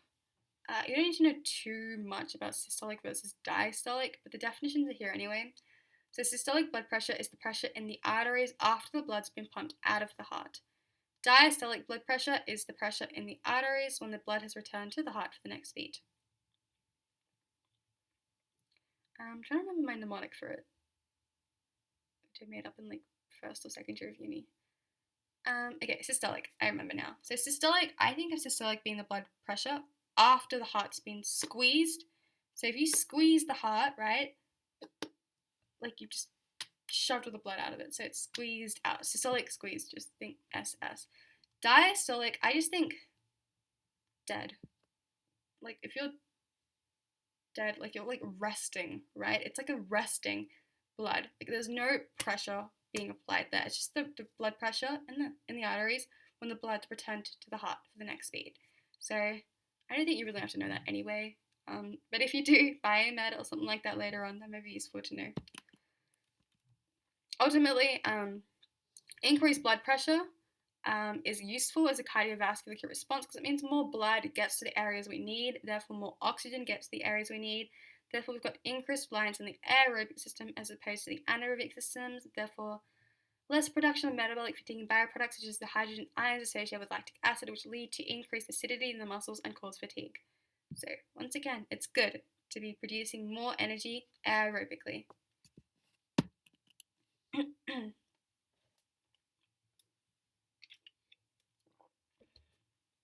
We've got something called increased venous return. So it's really important that any increase in cardiac output is matched by an increase in venous return of the blood to the heart. So cardiac output, remember, has a formula of stroke volume times by heart rate. We actually need to return this blood back to the heart, and we actually return blood back to the heart via the veins. And these are a network of vessels which return blood back to the heart, and there are three main mechanisms. Oops, okay, on the next page. So veins have valves, they return blood back to the heart. It's really important. If you just imagine you're pumping blood out of your heart and it's not returning, like you don't have any more blood going to the lungs and circulating around your body. So we need venous return. We need to return that blood back to the heart. Otherwise, that blood's just going to pool somewhere and never come back. Like you don't even really think about this until you study it. But yeah, we need to ensure that that blood returns back to the heart.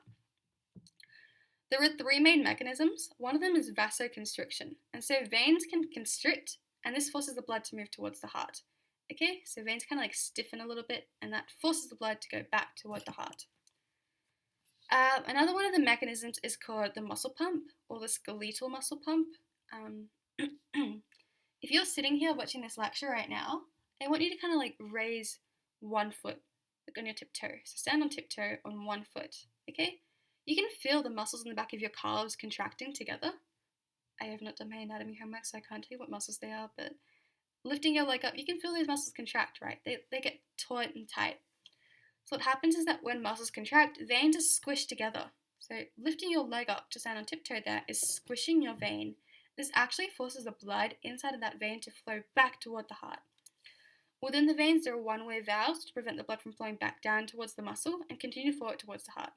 So lift your leg up, you constrict it with those muscles, forces the blood to go back toward the heart. There are veins which kind of shut behind it, and so there's no backflow. And so the veins are forcing the blood to go all the way back to the heart.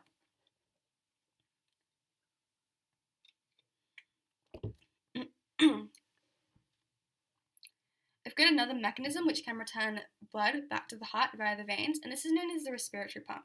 So when you breathe in, the diagram actually increases pressure in the abdominal area. So you've got an increase of pressure in the abdominal area, and this forces the veins there to be emptied towards the heart. So these different pressure gradients contribute to blood flowing back to the heart. And so when you breathe out again, the pressure is released and the veins fill with blood again.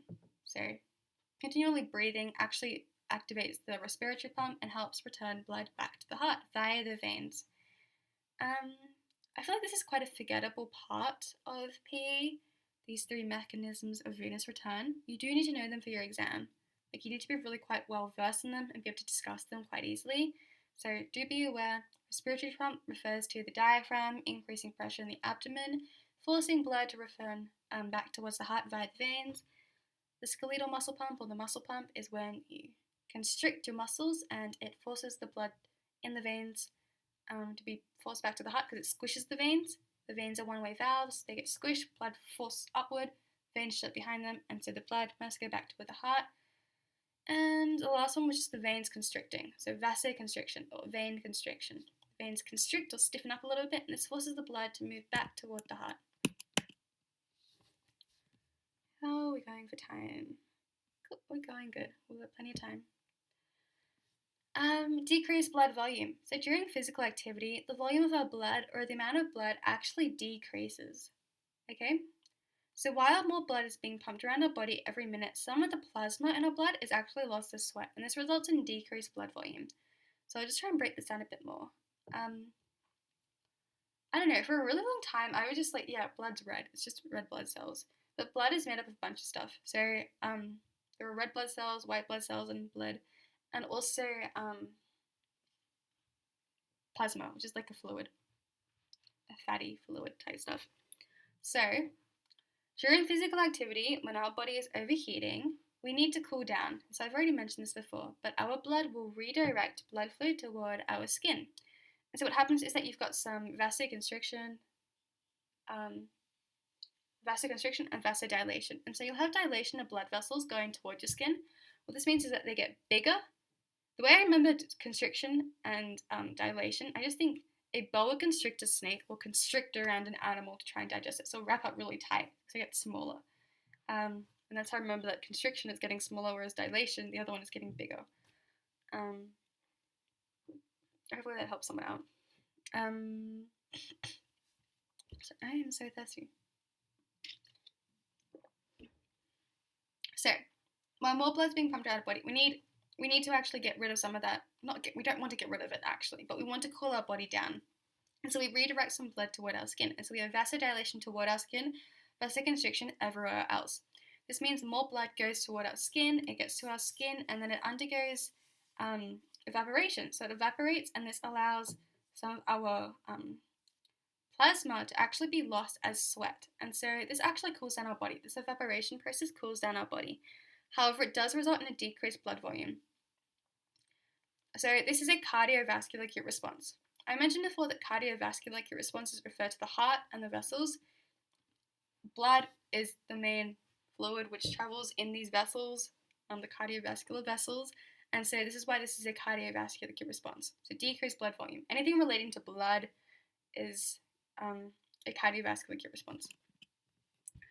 Okay, this is kind of a hard one to explain. So you've got something called an increased AVO2 difference. What does this stand for? Arterial venule oxygen difference, also known as AVO2 difference or AVO2 diff.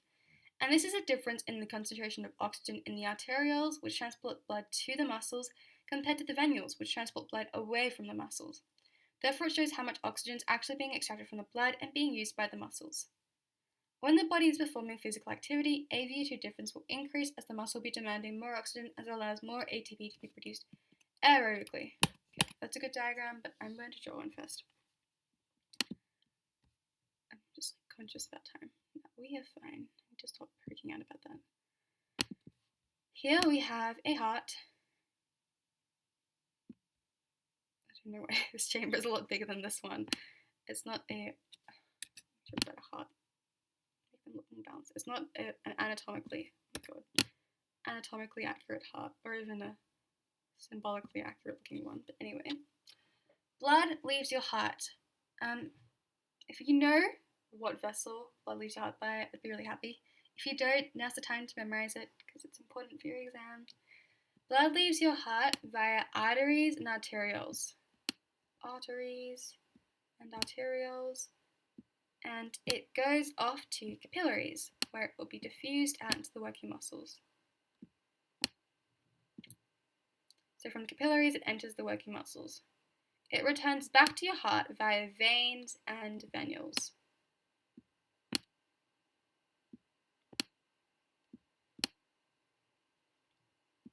Okay, so blood leaves your heart, oxygenated blood leaves your heart and enters arteries and arterioles. It then goes off to the capillaries. From the capillaries, it then is diffused into the working muscles. So that blood enters the working muscles, or that oxygen from that blood enters the working muscles. At the working muscles, you also have, blood being used, the oxygen's extracted, and you've got carbon dioxide being kind of swapped here. So carbon dioxide is substituted out, and it enters. So carbon dioxide and oxygen kind of swap places. So oxygen leaves here, enters the muscles. Carbon dioxide enters here and enters the veins and venules, and then goes back to the heart. Okay. So I'm going to say it again. Blood leaves the heart via the arteries and arterioles and returns back to the heart via veins and venules. As I mentioned before, we've got those three mechanisms of venous return: the skeletal muscle pump, the respiratory pump, and vasoconstriction. This is a hard thing to explain. When your blood leaves your heart, right, here, it's full of oxygen. It is full of oxygen. It's like, yes, lots of O2. Here, this is where you've got the swapping of oxygen. So the oxygen leaves the bloodstream here and enters the muscles. Here onwards, there's no oxygen left, hopefully, or a little bit of oxygen left, because most of that oxygen is being extracted from the blood.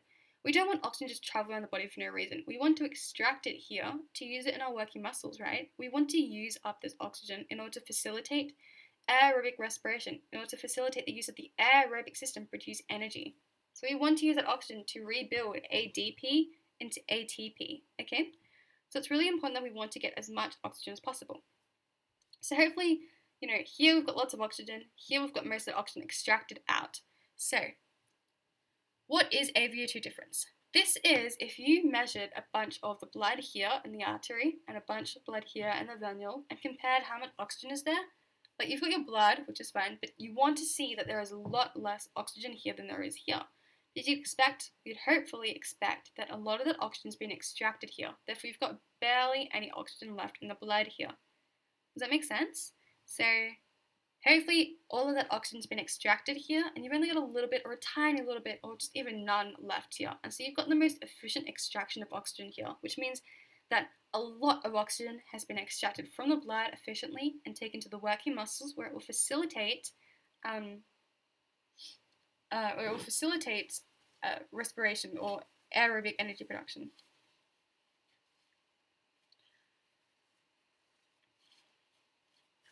So hopefully that makes sense. So I'm going to use this diagram. Here we've got arterioles and here we've got venules. This is kind of like the other side of our diagram. It's like looking at this part here. Artery and venule with the capillary in the middle and the muscles there.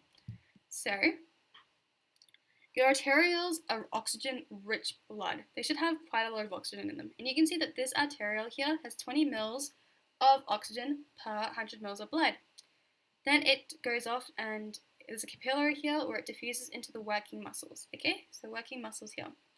Then you've got the venules on the other side, okay?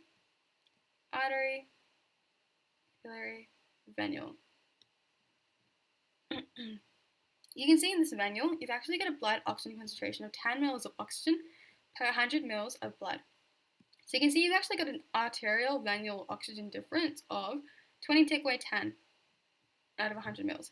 And this means we've actually got 10 mils of oxygen per 100 mils of blood being extracted. That's what your AVO2 difference is. It's pretty much the difference in oxygen present in blood in the arteries as compared to the veins and venules. Okay? So you're really just kind of looking at the difference in blood in these different vessels.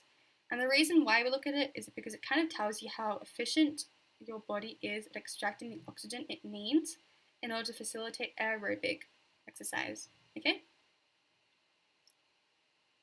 Hopefully that makes sense. If it doesn't, maybe pop a question in the chat and I will get back to you on it, because I know it's quite a tricky concept and it is quite important to you to understand. Cool.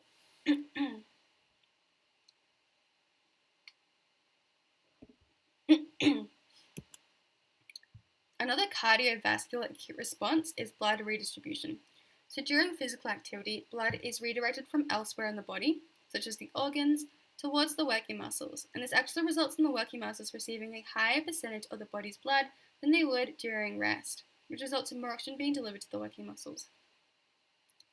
So when you're resting right now, you might have just eaten dinner maybe, or breakfast, or lunch, or I'm not sure what time it is for you that you're watching this, but you might have just eaten, and so a lot of blood is being directed from all over your body, and it's going to your stomach or your gut, right? And this is helping to facilitate the digestion of your food. And so it's redirected there. When you start physical activity, however, the blood is redirected from your gut or whatever, and it's going toward your working muscles. And so a lot more blood is going to your working muscles, like in your legs or your arms to help you run. And this is like an evolutionary trait or adaptation.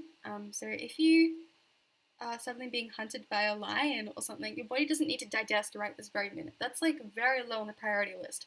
What is high on the priority list is getting lots of oxygen to your working muscles, because it means that we'll have more oxygen going to the working muscles and therefore more reliance on the aerobic energy system as opposed to the anaerobic energy system. Therefore, we've got less production of those metabolic fatigue byproducts, such as hydrogen ions, which are associated with lactic acid, which is produced as a result of anaerobic glycolysis, and consequently you've got increased reliance on the aerobic system and therefore less production of those fatiguing byproducts, therefore more effective running. So that's why we do want that aerobic system being most predominant supplier of energy. So yeah, that blood is redirected from elsewhere in the body because your stomach doesn't need that oxygen right now, but your muscles do, and so your working muscles receive a higher percentage of the body's blood than they would during rest. Hopefully you can see this. So in this diagram here, at rest, our muscles are getting quite a bit of oxygen and blood. Your heart's getting a bit, skin's getting a bit, brain's getting quite a lot, kidneys, liver, a lot. This is kind of a dramatic diagram because your brain is obviously still getting quite a lot of oxygen and blood. But you can see that our muscles will suddenly take up like the majority of the blood. So more blood will be going toward your muscles during physical activity because the muscles need that oxygen at the moment to work aerobically. So they'll be wanting to break down carbohydrates aerobically. And so remember that the breakdown of carbohydrates aerobically means that you've got glycogen being broken down to glucose, and you've got glucose being broken down to pyruvic acid, and then actually producing water, carbon dioxide, and heat, as opposed to those hydrogen ions and lactic acid. So make sure you understand that concept. Now we're to the last stretch of acute responses. We've got 25 minutes left, which should be okay. So as I mentioned before, our muscular acute responses are a type of acute response. Our previous ones ensured that more oxygen enters our body and bloodstream. That was a respiratory one. And our cardiovascular acute responses ensure that more blood and therefore more oxygen will travel to the working muscles. I don't think I really emphasized that enough. So the cardiovascular one was really about blood traveling to our working muscles. So we've got that venous return, because it means more blood can return back to the heart and then be oxygenated before it goes back to the body. So our three mechanisms of venous return: the skeletal muscle pump, the vasoconstriction, and the respiratory pump. These are all methods of ensuring that our blood returns back to our heart and therefore gets oxygenated. Our other cardiovascular acute responses, increased heart rate means more blood's pumped faster, increased left ventricle, or blood leaving the left ventricle, that's our stroke volume. That one is also a similar thing. And then we've also got increased cardiac output, which is a product of stroke volume and heart rate together. And then increased AVO2 difference. This wasn't really about blood going to the working muscles exactly, but more about the oxygen being extracted. And what was the last one we just looked at? Blood redistribution. More blood going to our working muscles as opposed to our other organs in order to ensure that we've got the maximum amount of oxygen being extracted there, and so we can have increased production of energy aerobically. How am I going for time? Okay, I'm going okay. So our muscular acute responses are then responsible for ensuring that the extra oxygen is used to produce ATP. Okay? This is a big one, especially if you've never come across this phrase before. Increased motor unit recruitment and activation. So motor units are the way in which muscles are actually controlled by the central nervous system. So an increase in motor unit recruitment simply means that more motor units are contracted, and this results in a greater force being produced by the muscles. The greater the force required by a movement, the more motor units will need to be recruited. So when a motor unit is activated, it will contract either maximally or not at all. So this is known as the all or nothing principle. So the all or nothing principle is a principle whereby it kind of talks about whether muscle contracts or not. It will either contract maximally or it will contract not at all. There is no half-hearted contraction. So when you have increased exercise intensity, your body is going to undergo this acute response, which is an increased motor unit recruitment and activation. So more motor units will be recruited, meaning a more contractile force is generated by the muscle, and you've got a greater muscle force. Okay? I feel like that was a really bad definition. Pretty much increased muscular contraction. It's a stronger contraction occurring. Smaller, slow twitch muscle fibers are recruited first. So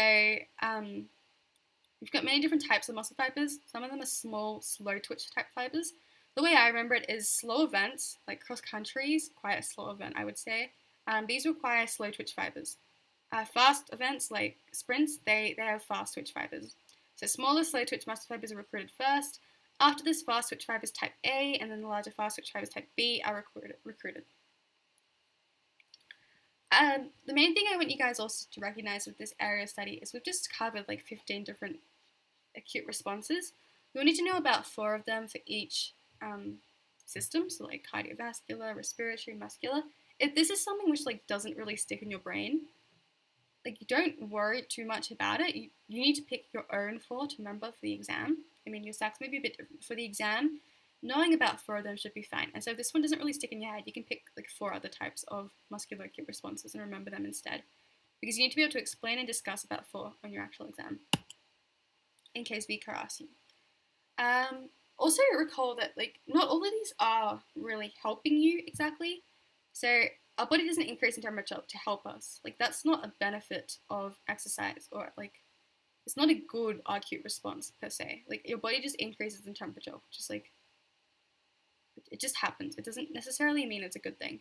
But it's a side effect of what happens when you exercise. And if you think about it, if I think about myself going running right now, the 3 main things I would say is increased respiratory rate, increased heart rate, and increased body temperature. And so I've just named an acute response from each of these 3 body systems. Okay?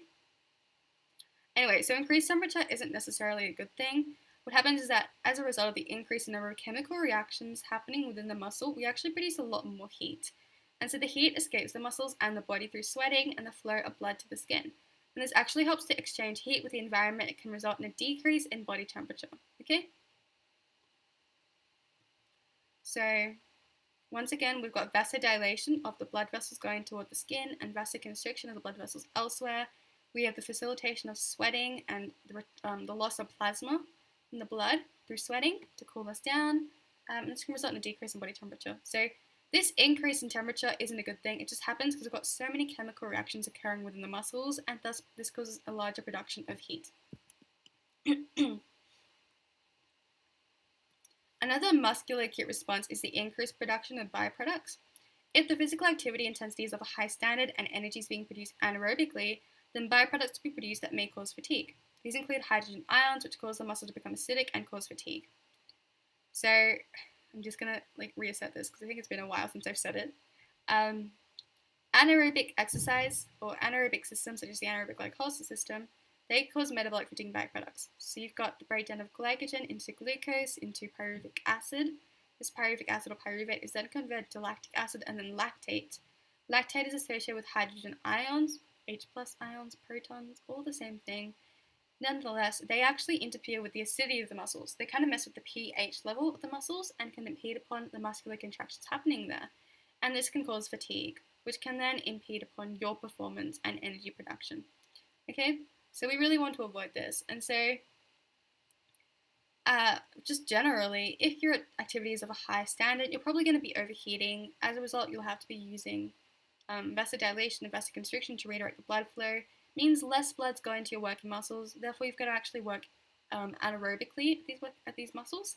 And so you're actually going to be using that anaerobic system, or those anaerobic systems. As such, you're forced to produce these metabolic fatiguing byproducts, so hydrogen ions, as well as inorganic phosphate. Remember, ATP, breaking down ATP into ADP, actually produces inorganic phosphate, PI. And this is actually a metabolic fatiguing byproduct. Also, it's written as PI, like this, so keep that in mind. You've also got the production of adenosine diphosphate, and this can also inhibit the sliding filament's ability to function at full capacity. So your muscles will slide across each other. You've got something called cross-bridge formation. You don't really look at this in VCE, but if you're interested, look up myosin filaments or muscle contractions and how they occur. There are lots of really good GIFs, don't use that word, on the internet. But yeah, this can impact upon the muscle's ability to function at full capacity and therefore reduce the velocity and force production of muscular contractions. So that's why those byproducts are bad. They kind of inhibit proper functioning of these muscles.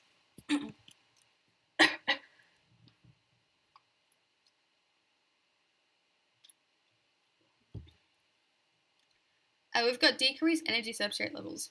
So what are energy substrates? It's pretty much just a fancy term for fuels. How much time we got left? Okay, 15 minutes. We're fine. So energy substrates is a fancy term for fuels. So when energy is produced, energy fuels or substrates such as glucose, triglycerides, ATP, and phosphocreatine will be used. So these substrates are going to be consumed faster than they can be replenished. And so as a result, there'll be a decrease in energy substrate levels at the muscles. So obviously, if you're going running, your body is using up those food fuels. It's using up that glucose. And so the amount of glycogen or glucose that was stored is going to decrease, okay? Even triglycerides eventually. So once you run 2 hours, that glycogen store is probably completely depleted. And so your body's going to move on and start using fats or triglycerides. And so as this time progresses, your triglyceride stores are also going to deplenish. Or just deplete. ATP as well will be used up quite quickly, and same with the phosphocreatine. So all of these stores are going to start decreasing. Okay, here we've got a really nice summary table of all of those acute responses we just talked about. We've got the respiratory ones, cardiovascular, and muscular ones. So remember, respiratory rate is the amount of breaths taken per minute. You've got an increased respiratory rate when you start running because you want to take more breaths in order to allow more oxygen to enter your lungs and diffuse into the bloodstream. You've got increased height of volume, which is the amount of the volume of air inhaled per breath. And so you take bigger breaths because you want to get more oxygen in per breath to maximize that efficiency there. And so obviously increasing the amount of oxygen means more oxygen can be taken to the working muscles via the bloodstream, therefore increased reliance on the aerobic system as opposed to anaerobic system. You've got increased ventilation. Remember that ventilation is governed by the formula V equals TV times RR, so it is a product of tidal volume and respiratory rate. So increasing either of these will increase your ventilation. And this is the amount of air, I think, inhaled per minute. Something like that. It's really just sorry, my brain is a bit tired. I'm still recovering. but it's pretty much a combination of respiratory rate and tidal volume put together, and so increasing either of these will increase your ventilation. You've got also increased pulmonary diffusion. So pulmonary refers to lungs, diffusion refers to exchange of gases.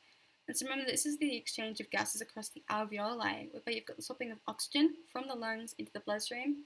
So oxygen can then travel, like it moves into the capillaries and it travels down to the working muscles, where it's able to be used or extracted for that aerobic respiration or aerobic energy production, whereas the carbon dioxide is swapped at the alveoli and you actually get that carbon dioxide back into your lungs and exhale it out. When you breathe out, in terms of cardiovascular acute responses, you've got an increased heart rate. So heart rate is determined by beats of the heart per minute. Increase in the beats of the heart per minute means more blood will get to the working muscles faster, and therefore you've got increased efficiency at using oxygen to facilitate your energy production. You've also got increased stroke volume. So stroke volume is the amount of blood leaving the left ventricle per beat.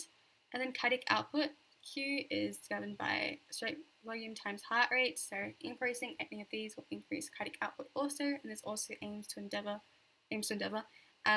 to get more blood going to the working muscles as needed.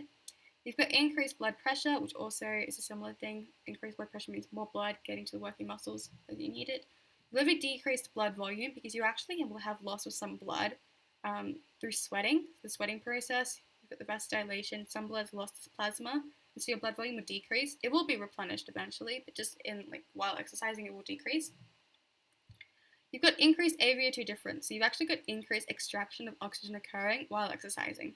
So you don't need so much oxygen being extracted right now while you are at rest, but when you are exercising, you do want to extract more oxygen because you do want to work more aerobically, and there's kind of a high need for you to work aerobically. Therefore, more oxygen will be extracted from the blood to your working muscles during exercise, and this is a cardiovascular acute response. You've also got increased venous return. This is the return of blood back to the heart. Do recall, this is really important, that there are three main mechanisms of increasing venous return. So they are the skeletal muscle pump, so lifting your leg up, constricting those muscles, squishes those veins, and forces the blood to go back to the heart, those valves shutting behind it. You've got the respiratory pump, so when you breathe, your diaphragm creates like a pressure gradient, and this forces the blood to go back to the heart.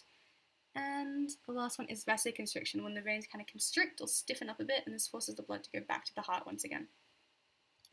You've also got increased blood redistribution, and this is where the blood is redirected to the working muscles as opposed to other organs which perhaps are not as vitally needing the blood at that very moment. So things like the stomach don't need so much blood when you're being chased by something. And so you've got more blood being diverted to the working muscles.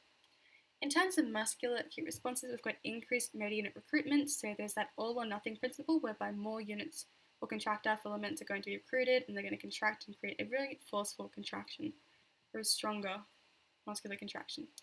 You've got an increased temperature, and this is because of the increased amount of reactions occurring in the muscles there.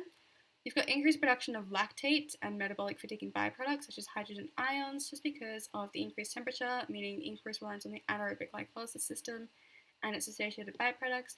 And also you'll have decreased substrate levels because these substrates are being consumed. They are food fuels, so things like carbohydrates, like glycogen or glucose stored, or the free fatty acids and things.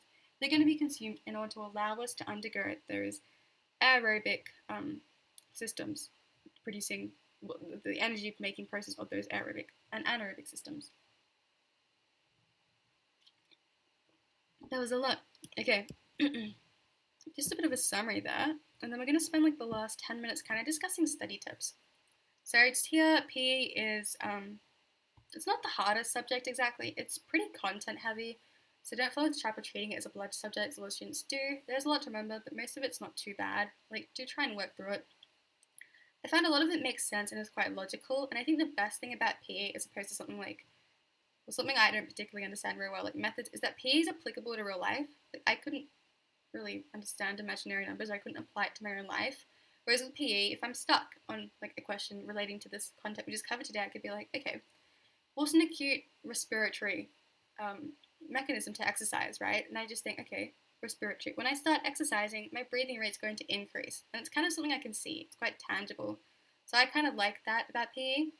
There are lots of sample questions as well, and it's quite a chill subject for me. When I did it in high school, we would have PE classes once a week, and we'd go out and play sport, and it was supposed to be a chance to kind of consolidate our learning, but it was also kind of just fun. So I think it's a good subject to really take the time to enjoy, but also kind of like make sure you are studying hard too. Anyway, I think that's the end of it. So I'm just going to go and discuss a few of my own study tips. So, okay, I've just done 3 years of uni. I'm in my 4th year of uni now, doing medicine, which is pretty intensive. And I think the worst thing about uni is you don't get as many practice exams as you do in high school. So in high school, you can go into the VCAR website and there are tons of practice exams on there. So if I just go to the VCAR website, write it, not open a new tab. You can go to VCAR PE.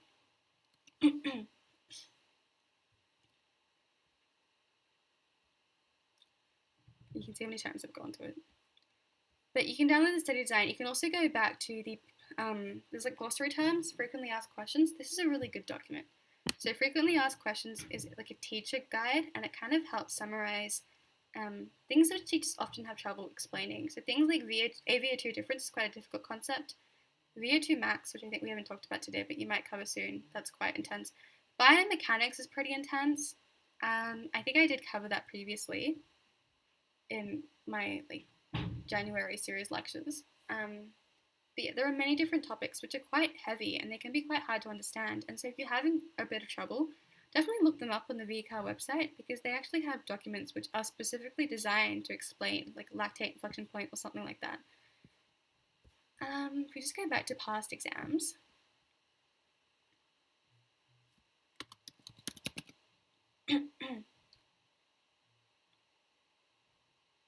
there's a 2021 written exam. Where are all the past exams? Here we are.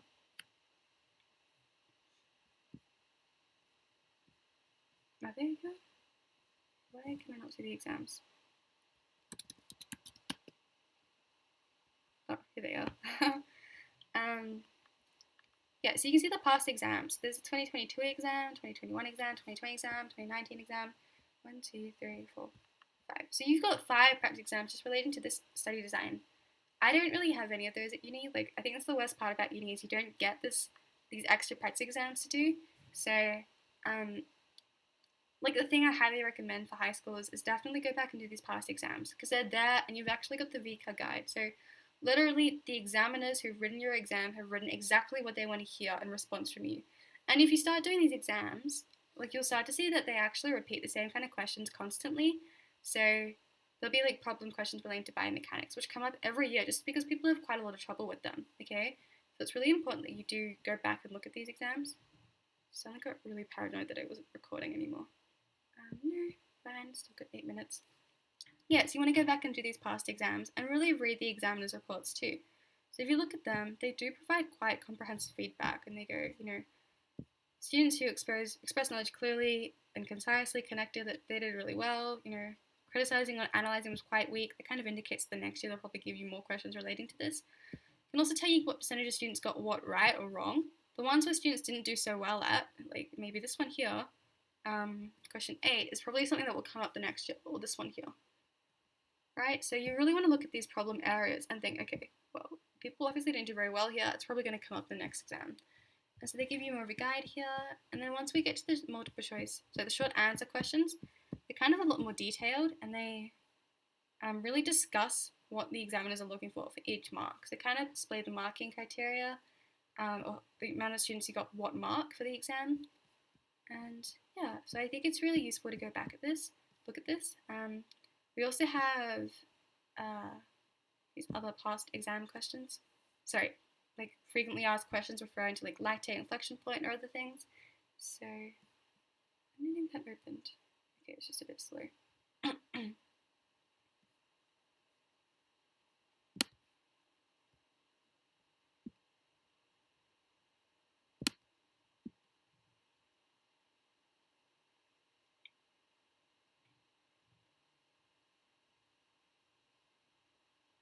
For some reason, every time I open up Word, my laptop takes like a whole 3 minutes to load it. I don't know why. It's really slow. But yeah, definitely take a look at these documents as well. They kind of summarize those tricky concepts, make them a lot more digestible. Not just for PE, by the way. Like I'd recommend looking at them for bio or chemistry or other subjects you're having trouble with as well. Often there's an FAQ doc. That's a good one to go back and look at. Also, some other general things like how I studied. I don't really know how many hours a week I study, and I've kind of just lost count nowadays because I've got classes 5 days a week, and I'll just have anatomy for like an entire day.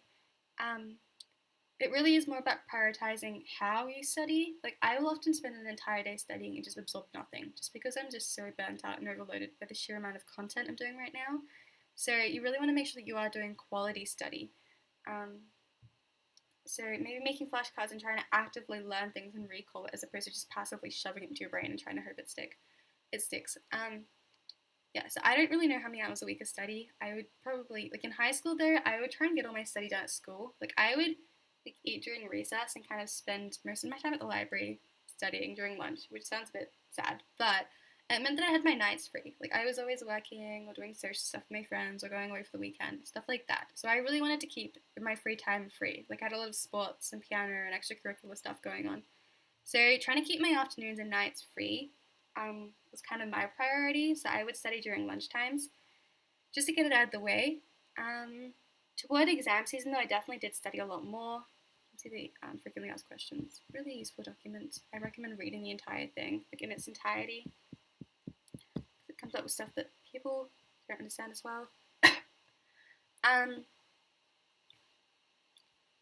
What was I saying? Oh, exam stuff. Yeah, so during exam season, I definitely study a lot more. People always ask me how many exams I did. I don't remember how many exactly for PE. It wasn't as many as bio. For bio, I did 20, and I found that doing 20 really helped me to identify, like, you kind of get used to the amount of questions, or the type of questions that come up. You can kind of, like, anticipate the answer. Like, especially things like acute responses. They're going to just start asking the same thing, and the answers are going to get really repetitive. So in doing 20 exams, I think you kind of just get really familiar with the exam style and the type of questions they're going to ask you, and you kind of anticipate what the answer will be. So I think doing 20 is a really good one. Like I got a 49 for bio, so and then like a 40 for PE, so it's like a 10-mark difference, right? So yeah, doing as many exams as you can is good. I don't think anything more than 20 is really high yield, but I think getting up to about 20 is a good target. And so you can do these past ones on the VCA website. Your teacher probably has a bunch of company exams as well. What I would do is I would do an exam. My first year I felt terribly out of my depth and I was like, wow, what am I doing? I feel completely lost and stuck. I don't know what any of this is. And so what I would do is I would do the exam. I knew I'd suck the first time, but that was whatever. And I would go through and mark it. And any question I was kind of unsure about, when I was doing the exam, I'd kind of like make a mark next to it and just make a note of it. And then so when I'm correcting it, any question I was unsure of or I got wrong, even if I was unsure and I got it right, I would just make sure I wrote that down. I would make a note of it in my notebook and write out like a full answer and why I got it wrong, like a description of why I got it wrong, and just kind of an explanation. And so I do that for every single question I got wrong. And then I go back and review these like wrong answers and just make a note of them and just keep going back and reviewing that. So I kind of had this entire book of like errors or unsure questions, and I would just keep reviewing that until I fully understood the topics. I'd also actually use the ATAR Notes website, so I don't know how active it is nowadays because I'm in uni now, not in high school, so I don't use VCE stuff as much. But last time I checked, the forums are still pretty active actually. What I would do is, particularly for bio, I know that one was really active, but I think PA is a lot more active nowadays too. I would just jump on there and put in a question I was stuck on, and I had like an anonymous name and everything, so people wouldn't know it was me. But you can be as anonymous as you want, and yeah, I'd put a question on there, and some person would reply, like someone who scored really well bio, and they would get back to me, and it'd be like a really good explanation as to what I did wrong. And you can obviously save all your questions for your teacher, but like sometimes you might be spamming them, especially if it's like 10:30 on school night. You don't want to like or a weekend.